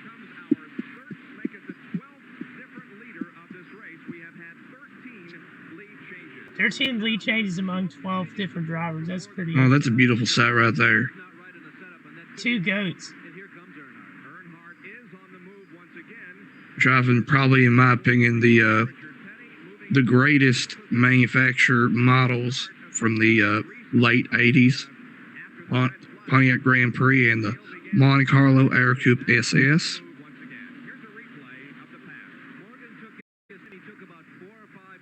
But look at that. He timed it well. He passed him right in a good amount of time to where he could use DW as a block. Yeah. See if Elliott could get back by him. He's still staying with him. This has been a really good battle, to say the least. Now it looks like Earnhardt's battling Kyle Petty for a top 5 spot. 4th position. So Earnhardt is certainly not out of this race yet, although recall he was involved in an incident with Sterling Marlin down in turn number 1 that damaged the right front of that car. As to whether it damaged it significantly, well, it's hard to tell. We've seen Dale Earnhardt on many occasions, overcome adversity. We'll see if he's able to do it today. Short tracks are his thing. I'm telling you, he's Bristol, Martinsville, and Wilkesboro on some occasions. Does really well. He finishes pretty good, especially in the mid 80s, a little bit in the late 80s, early 90s as well. He has a faster car than Petty. He just needs to get the line. Yeah. Earnhardt and Kyle Petty, remember last week at North Wilkesboro, this is the duo that came down near the end of the race. It was going to be between the two. Yeah, that is true. The race before that, those two were battling up front for the lead. Fourth event of the 1987 young 1987 season. With 148 laps to go, the lead What, they just say Earnhardt's first win of the 87 season was at Wilkesboro? yesterday.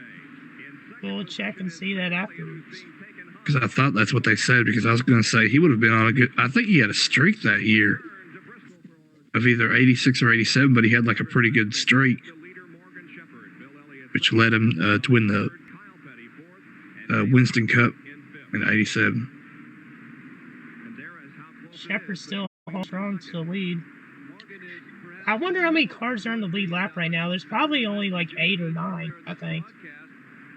Elliott's catching up to him on the corners, but it seems like Shepard's got him on the straightaways. Yeah, they haven't started this race early because, you know, back then they started the races at like 12:30 or 1. Yeah. Because if, oh, look at this. Earnhardt battling with Petty. Looks like he's going to clear him there. That's what I was saying. Like, they definitely probably started this race at like 12 o'clock because they've had a couple of rain delays. So, right now, if I were to guess what time the race was at the moment, it would probably be like 3 or 4 in the afternoon. Yeah, I was going to guess like 4 something, 4:30. I'm going to say it's like 4:15, maybe. I would say, 4:15, 4:30.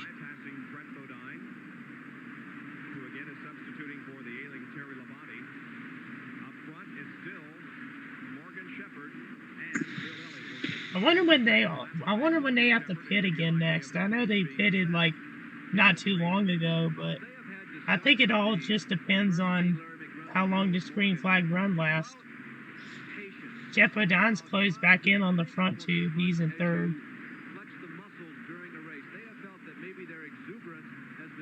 You can, he's going pretty high on the corners, which is getting Elliott to catch up to him, but because Elliott's staying pretty low in the corners, he's diving into. Oh, he's staying about middle of the track. He's not diving too far. Michael Waltrip, the lap car in the inside lane. I think you'll find his times are a little faster, but the biggest question we pose, the one who among the first 4 is the fastest, is going to be if he and Bodine get out together, because Jeff's the other guy who's ascending. The clock has started on the lap. We're following Dale Earnhardt. So what do y'all think of the race so far? It's not bad. I think it's a pretty solid race. Yeah. It's a pretty solid race. I would have to agree with you on that one. I mean, with the weather conditions, I could understand a lot of the loose cars and all, but it's nice. I mean, there's been a lot of cautions, but they're not trying to find the word, I guess, unnecessary cautions. Right. Take note, modern NASCAR. We just saw Bodine get by Elliott on the outside lane as they were going through live traffic. Now Earnhardt's closed on all of the leaders here. There's the leader, Shepard. Now passing through is Jeff Bodine. Oh, they say Shepard's leading right now? Oh, he's been leading for a while. Okay. Yeah, that's a major complaint I have about 80s NASCAR. Is that like you can't tell who's leading. Yeah, that's unless you watch the whole thing. You just gotta be following it really closely. They had scores around the track back then. They didn't have electronic scoring. I know, that's what's annoying about it. Because if you get up for like 5 seconds, you miss who's in the lead. Yeah, I'll agree with you on that one, Mike. That's the only thing I wish they like even if it wasn't like even if it wasn't electronic scoring, I wish they just had more updates about who the leader is. Well, even back in this same time, like even NFL, which covered by like 3 major networks throughout the week, they still like flash up the score Right. and the down yard marker like probably every couple plays. Like every play, right? Like when they're getting set for the play, they did that, right? And it wouldn't be until like the early 90s when they implemented a scoreboard, and ESPN had the and like late 90s Sports Center with the updates and all. Yeah, or like with basketball, for example, every time somebody would make a basket, they'd update the score. Yeah, I always thought that was nice. I like to see that too. But well, one thing I've noticed from the 80s is I've watched some NBA games from the 80s, and they didn't put a scoreboard on the screen every like play. I've seen some games that have done that. Oh, look! I don't watch much 80s basketball, so. Battle for second here. The top 3 are all bunched up together.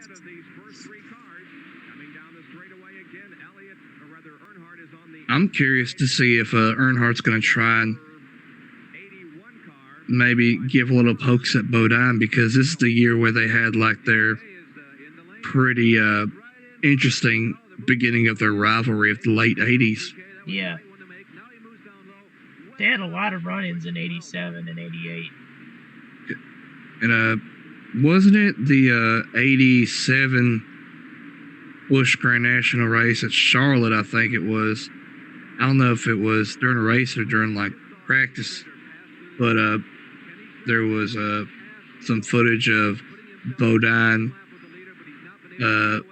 pulling a bump and run on Earnhardt because he was driving the black number 8. Yeah, I remember Goodwrench. Yeah. And then Earnhardt ended up spinning him, I think. And as we see, they cut away at a horrible time there. Way horrible. There's Earnhardt trying to clear Bodine. Looks like he will there. Trying to crossover move by Jeff. Not quite.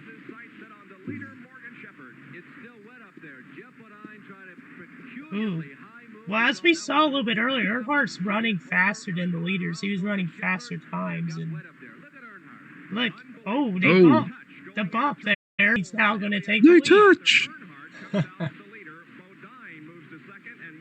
Yeah, both of them were faster. Both of them were faster than Shepard. It was going to happen eventually. They were going to get by him.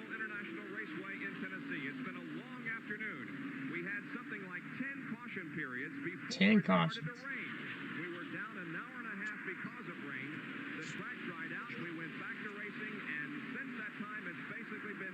I'm glad they do the racing. They did the racing in the afternoon, because I remember when I went to my first 600 or at least the first 600 that I can remember back in 2017, which was Austin Dillon's first win, which I thought was really nice to see.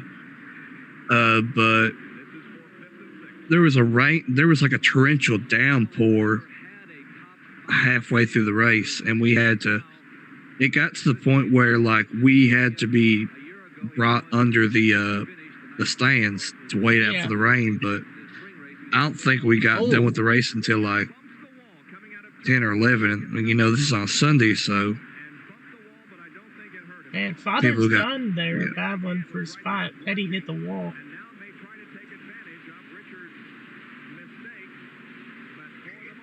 Kind of ran a little too high. Jeff Bodine around. I wonder if this is going to be an Earnhardt situation. But no, Earnhardt was in front of him. Earnhardt wasn't even near Bodine. Earnhardt was a few car lengths in front of him. Tire or just lost it? We'll see. It looks like he lost it no, that left rear. No, the left rear looks actually kind of fine. Who? Oh, he got loose. Too high. Huh. Maybe the rain up there, the wetness could have been a factor. I don't know. Yeah, you could see a little bit of darkening on the track on the high side. Yeah, terrible drying by them.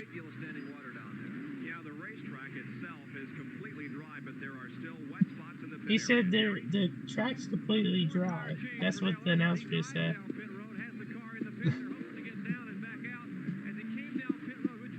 Oh, good. Nice job having a hit box at the end of the lane.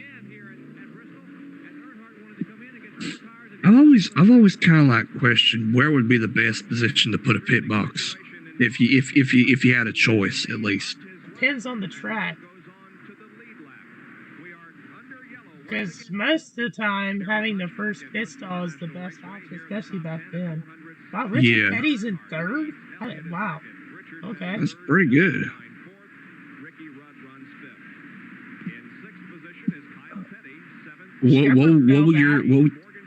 Where would you put your pit box at Atlanta? Now Atlanta. Yeah, now Atlanta. Not 87 Atlanta, but 2023 Atlanta. Where pit lane starts at turn 3. Yeah, I would say probably the last one, to be honest with you. Yeah, that'd be the best solution. Cause did they say something like along the lines of you lose about once you get on the pit line get onto pit road, I think it's like 2 laps you got to make up. Oh, whoa, Petty. Oh, Petty caught it. Almost turned down. He caught it, which hats off to him. He knows how to handle it. Yeah, that was pretty crazy. Just next thing we know, we just see him sideways down the backstretch as Rudd's trying to get underneath Bodine here.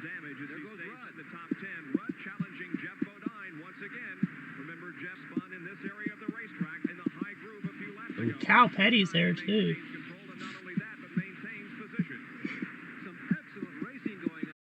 I'm curious, were manufacturers still teaming up with each other? Like in this case, would Kyle be teaming up with Rudd to try and help with the draft? I don't know. I mean, Richard Petty's right behind Kyle, so they're probably going to try to work together. As Bodine was able to clear Rudd, and Petty's trying to regain, his spots that he lost. I think Bill Elliott and Earnhardt have just really ran away from everyone else. We only have like 80 to go. Laps, when there's green flag runs at Bristol, they go by pretty fast.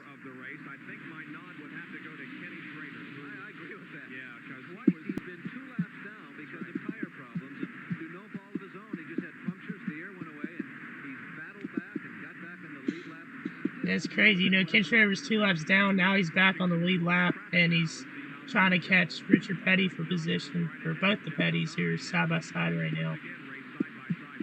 Something that I thought of that would be pretty fun to do at the end of the stream is like when we're talking about kind of like a post-race discussion, we give a goodies who wins the goodies headache award. That's a good one.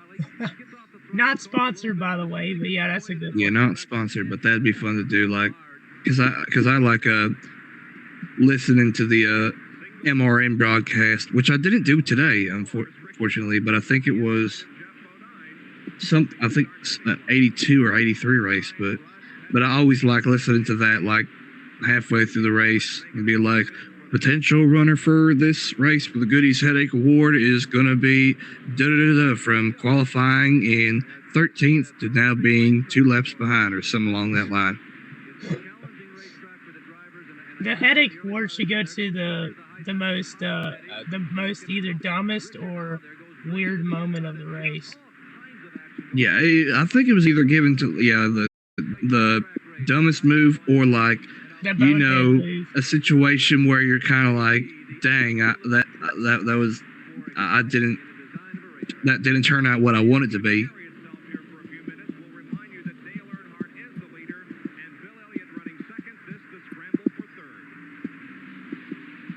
Yeah, Ricky Rudd's lost some spots there.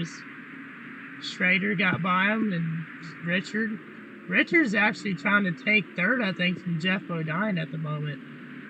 Looks like it, yeah. Yeah, Richards, even though Richards has damage and, he's hit the wall, he's still has a pretty competitive car. I don't think it's obviously competitive enough to win the race, but as we all know, but still a really good car. Of Petty running STP for all these years, what would you say would be your favorite STP season? I guess I should say like early 70s Pearson and Petty, or like 84 Definitely. Firecracker Definitely the STP. 70s. Yeah. Yeah, I really enjoy that Charger Petty. he ran. Speaking of the devil, he's trying to make some moves. That was close. He almost came down right in front of Schrader. That could have been pretty bad. But they're still battling really hard here for third.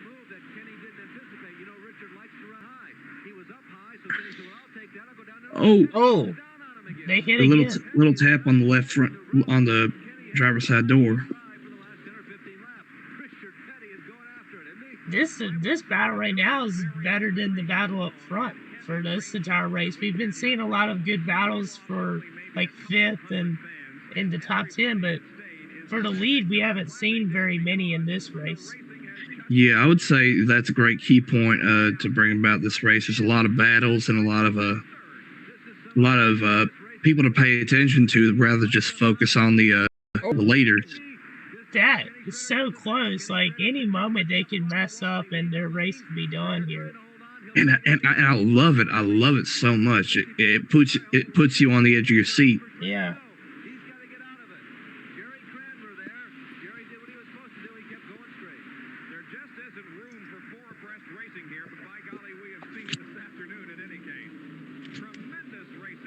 I know it's kind of a random topic, but what do y'all think about Red Baron Pizza?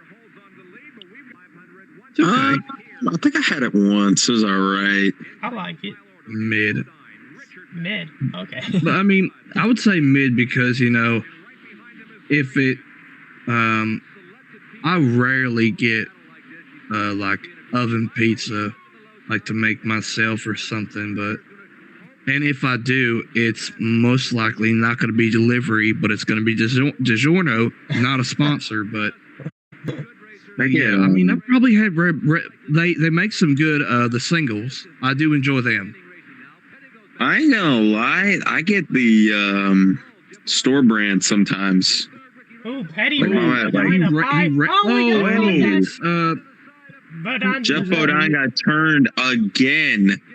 Bodine is going to get that headache award for sure. Well, Petty got into him there. Just Petty's car just couldn't go down. He washed up the track and got into him. Man. Ken Schrader also had damages. Yeah. TV moment. I wonder, I don't think he's too happy about that. Oh no, he's gonna throw his gloves like who's that? Jeff Burton? Ward Burton threw his heel pads at Junior. Or Ward coming Burton, I up. think it was. Yeah. Oh no, is he gonna pick something shot up? through the window. He's doing the cleanup. Drew's. He just yeeted it. Here we go. Let's see what he does here. No. Oh man. Oh yeah, Ken Schrader. He just got back in lead lap. Has damage here. He might lose a lap or two. And have to make extensive repairs. It's a replay. Oh, Petty kind of ran him up. Way up the track. Yeah, he ran him way. He left him no room. He pulled a Hamlin and Chastain. He ran him way up the track. Bodine didn't realize that. Who's that? Ward Burton? Ken Schrader. Oh, Ken Schrader. Yeah, that's what I thought at first. But I was talking about Ward Burton a few minutes ago. That's why I probably think about it. Anyway, yeah, he didn't realize that Schrader was down there, and it was just too late. There wasn't room there. There were three wide. That was an odd That's what I'm saying. That's literally what I'm saying. He didn't realize that the 90 was there because there's no room. Yeah. Jeez, Earnhardt's just stormed away from everybody on this restart interview. I have that exact same hat, but it is gray, but it's that exact same Hendrick Motorsports logo.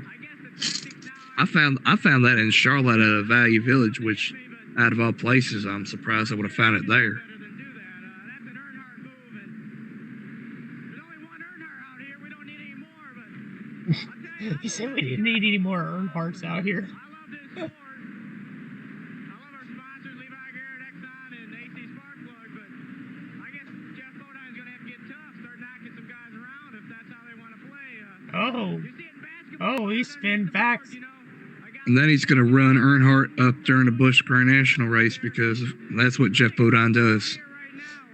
Jeff Bodine was like, I'm tired of getting pushed around here. I'm going to have to start pushing people around myself. Ooh, what happened with Bill Elliott? Oh, yeah, that's what I'm... That was going down the backstretch when there was some confusion. Kyle Petty went way low. You see him coming out of turn number 4 here. Huh. Started down almost to the pit area. Off the He backstretch in the almost run... He's getting in contact with with Morgan Shepherd. And finally, something has to give when I didn't even see that. Well, we didn't see this live. Oh, yeah, we Yeah, did they're not see focusing that on the... earlier. it was just after the Okay, this is right after they pulled out the caution. They're racing to the caution. 14 to go. They must have skipped some because we were on like 50 to go when that other wreck happened. They did skip some part of the Yeah. Yeah, well, after that crash, you saw they like the yellow was out, and then when they cut back to the race, they were already on the green flag, so they might have forgot to record it or something. Yeah, this guy cuts the vid really weird. Bro, do you see who's in second right now? Richard Petty. Earnhardt? Oh, never mind. Yeah, Mike Earnhardt. So you're coming to about 10 to go. Earnhardt is right behind Earnhardt. Junior. But Petty's had a really impressive run here today, to say the least. He's Battle of the goats right here. for real. He's gaining on Earnhardt. This is something to pay attention to, ladies and gentlemen. Oh, I'm on the edge of my seat here. Now, Earnhardt is my goat, for those of you that didn't know. Yeah, same. My goat's Petty. Reason why, Yeah. as Kowicki. Oh, boy. Loose. Oh, he Oh, that was saved a it. great save. Yeah, that really was. Underrated saves. I was gonna say the reason why I don't say Petty is because Petty raced in the era where there was multiple races in a week. Yeah. Well, that's another thing for another video debate. I feel like Earnhardt had the iconic moments. He was a great NASCAR driver, and I feel like he had everything to be a GOAT. Even though Gordon had more wins than him, to be fair. I personally say Earnhardt is the GOAT because, he grew up and went through the ranks of, starting out as a blue-collar worker and going up through the late model division, going into Right, Grand Nationals and having like some spots on the Cup. right. Like he And then just, scored his break in 78 and then got a full-time ride in 79 with Osterland. Yeah. And then but- kind of paved his way through there, even though J.D. Stacy, I do not really like him. No one really likes him in the Earnhardt fandom. And, Bud Moore was pretty nice. I enjoy him. But when he landed with Richard Childress, that's where the magic happened. I agree. Well, another thing I think about too, both of them's fathers both raced in NASCAR as well, as we have 4 laps Yeah. to go. They both knew each other. There's a picture of Ralph, Lee, Richard, and Ned Jarrett, I think, in a picture somewhere. Well, definitely, I'm definitely surprised that Petty's in second in this race. He is smoking a little bit, but he, with all the stuff that happened with him early in the race, for him to be in second right now is pretty impressive. And Earnhardt has had some ups and downs as well in this race. If I'm curious, I think this, if it turns out what I think it is, the next time a 3 and a 43 would come in 1 and 2 would be the 2018 Daytona 500 with Dylan winning and Bubba Wallace trailing behind him. Yeah, barely. Because of the thing with Hamlin. Yeah, I was watching that race. I just remember I was just shouting at that TV like, Yeah. but who did he turn? Earnhardt just win? Earnhardt won. Yeah, he won. That's the end. Okay. Well, Called it Sean, your again. boy won 2 races in a row for you. 2 separate years, but I mean, hey, I'll take it. Well, I mean, from what we've watched, but Yeah, that's pretty Yeah, cool. and Petty got sacked, so yeah, great, interesting race to say the least. Looks like they'll be going to victory lane very shortly. What would y'all rate it 1 out of 10? I'm gonna give it a solid 8 out of 10. I enjoyed it. I'll give it an 8. I'll give it an 8.5. It was a lot more. There was a lot more battles and a lot more things to keep you on the edge of your seat, which I really enjoy, especially on a short track. One complaint I was Go going to ahead. give it an 8.1. My complaint that I had was not about the race itself, but because of the guy editing it. How do you go from 50 laps to go to cutting it down all the way to 14? Let's see what Earnhardt has to say here in this interview. It's out of breath. You can see trying to Can't imagine trying to get past Petty. afternoon of just absolutely everything you could have in a short track race. A little bit of rubbing here and there and some beating and banging, but you're able to come back. Do you think you might be able to have a shot at it early in the race when you got down a little bit? Well, we had a flat, and got back. It's his third consecutive win of the season. He won the 2 races before this one. Yeah, we're running on a slow car and got in Sterling and everything. We just caused a wreck there. Got in the wreck and that put us back in the field. We had to work our way back up. But once we got back to the front and we could run our pace and run our groove, we was pretty happy with what was going on. Well, Dale Earnhardt takes the win here at Bristol. They're firing his car up after gassing it here at the pumps. Yeah, so the interview was not in victory lane there. I think they're maybe going to be looking at the cars, maybe. But yeah, I'm gonna stop the video there. What was some things you noted from this race that definitely surprised you, or you were fascinated by? How good Ken Schrader was doing. Yeah, that's a good one to put out. I would say it really wasn't real. I wouldn't say it's really focused on the racing, but more equipment wise. Me having my ADHD, but Earnhardt's helmet situation and the microphone configuration. But anyways, if we go to the racing point, yeah, Kenny Schrader had some really good runs up in the top 5. There was a lot of battles that were shown, which I enjoy. I mean, I enjoy the modern day, like a split screen showing the leader. Yeah. And showing some of the battles taking place, but it kind of gets into a situation where it's like, which one do I look at then? But if it's focused on, in this case, one specific battle, then it kind of gets you more interested. Gotcha. Well, we're gonna look real quick at the race results and statistics. Let me check them out. All right, let me go to, oh boy, if my internet allows me. It all froze for a second. I was like, oh no, please. All right, let me go to Racing Reference.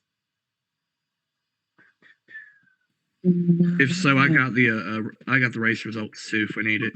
Yeah, I don't know if mine's gonna load or not, so let's just see.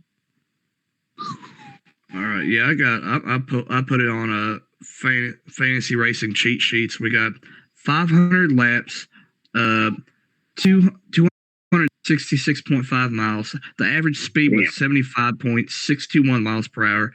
13 total cautions with a total of 125 caution laps, and there was 19 lead changes. Wow.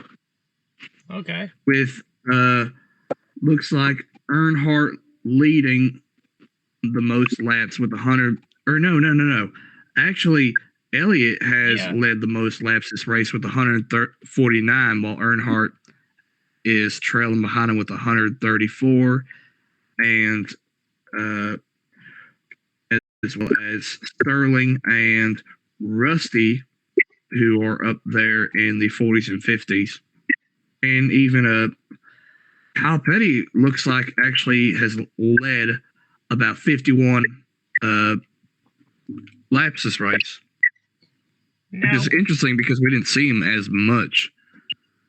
now, who finished in the top 10? And how many Okay. cars were on the lead lap at the end?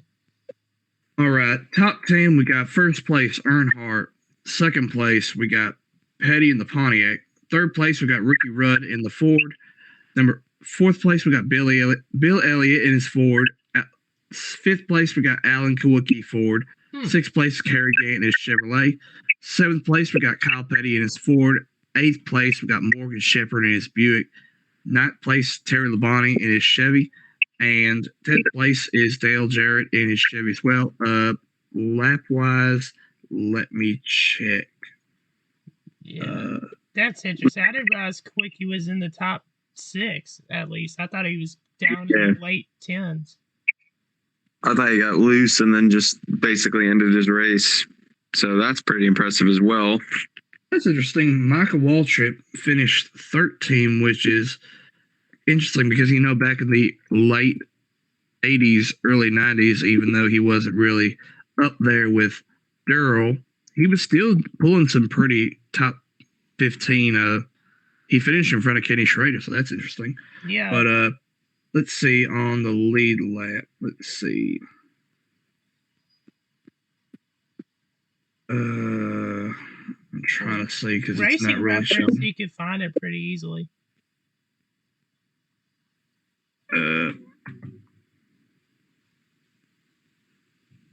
Yeah, I'm trying to find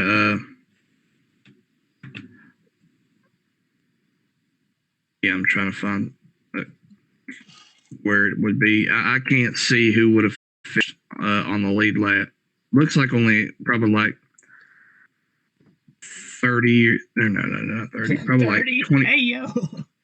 20, like 25 or 24 of them. I don't know exactly who ones. It doesn't really say on this website, so I apologize. I'd say that there's probably 4 or 5 on the lead lap at the end because I'm sure Kawicki got lapped. I think Gant got lapped too. Or I should say like 25 or 24, 25. They're the ones that were still running at least. Finished the race running, I should say. But yeah, on the lead lap, it'd be like 4 or 5. All right. Well, I think we'll wrap up things here. Definitely a fun stream. Hopefully everything went well technology-wise, and apologize for some of the technical issues we had earlier. But yeah, thank y'all, Sean and Mike, for tuning in and being a part of this reaction. Make sure everyone to go follow them and to like the video and subscribe as well on the way to 1K subscribers. We're only about 60 away right now from that, so it's pretty incredible. But I just want to say real quick, thank y'all so much for tuning in, and I've really enjoyed doing these race reactions. I have a fun time doing them and going back and reliving history and seeing races that I've never seen before, and obviously, friends that haven't seen them before as well, and seeing what they have to say. But before we close off, Mike and Sean, is there anything you would like to add? Thanks for having me. Yeah, thanks for having me. I'm excited for whatever race we react to next and see where it takes us. Alrighty, well, thank y'all for tuning in, and for everyone that stayed here to the end, y'all are real OGs. And until next time, we are out. Peace. Peace. Peace.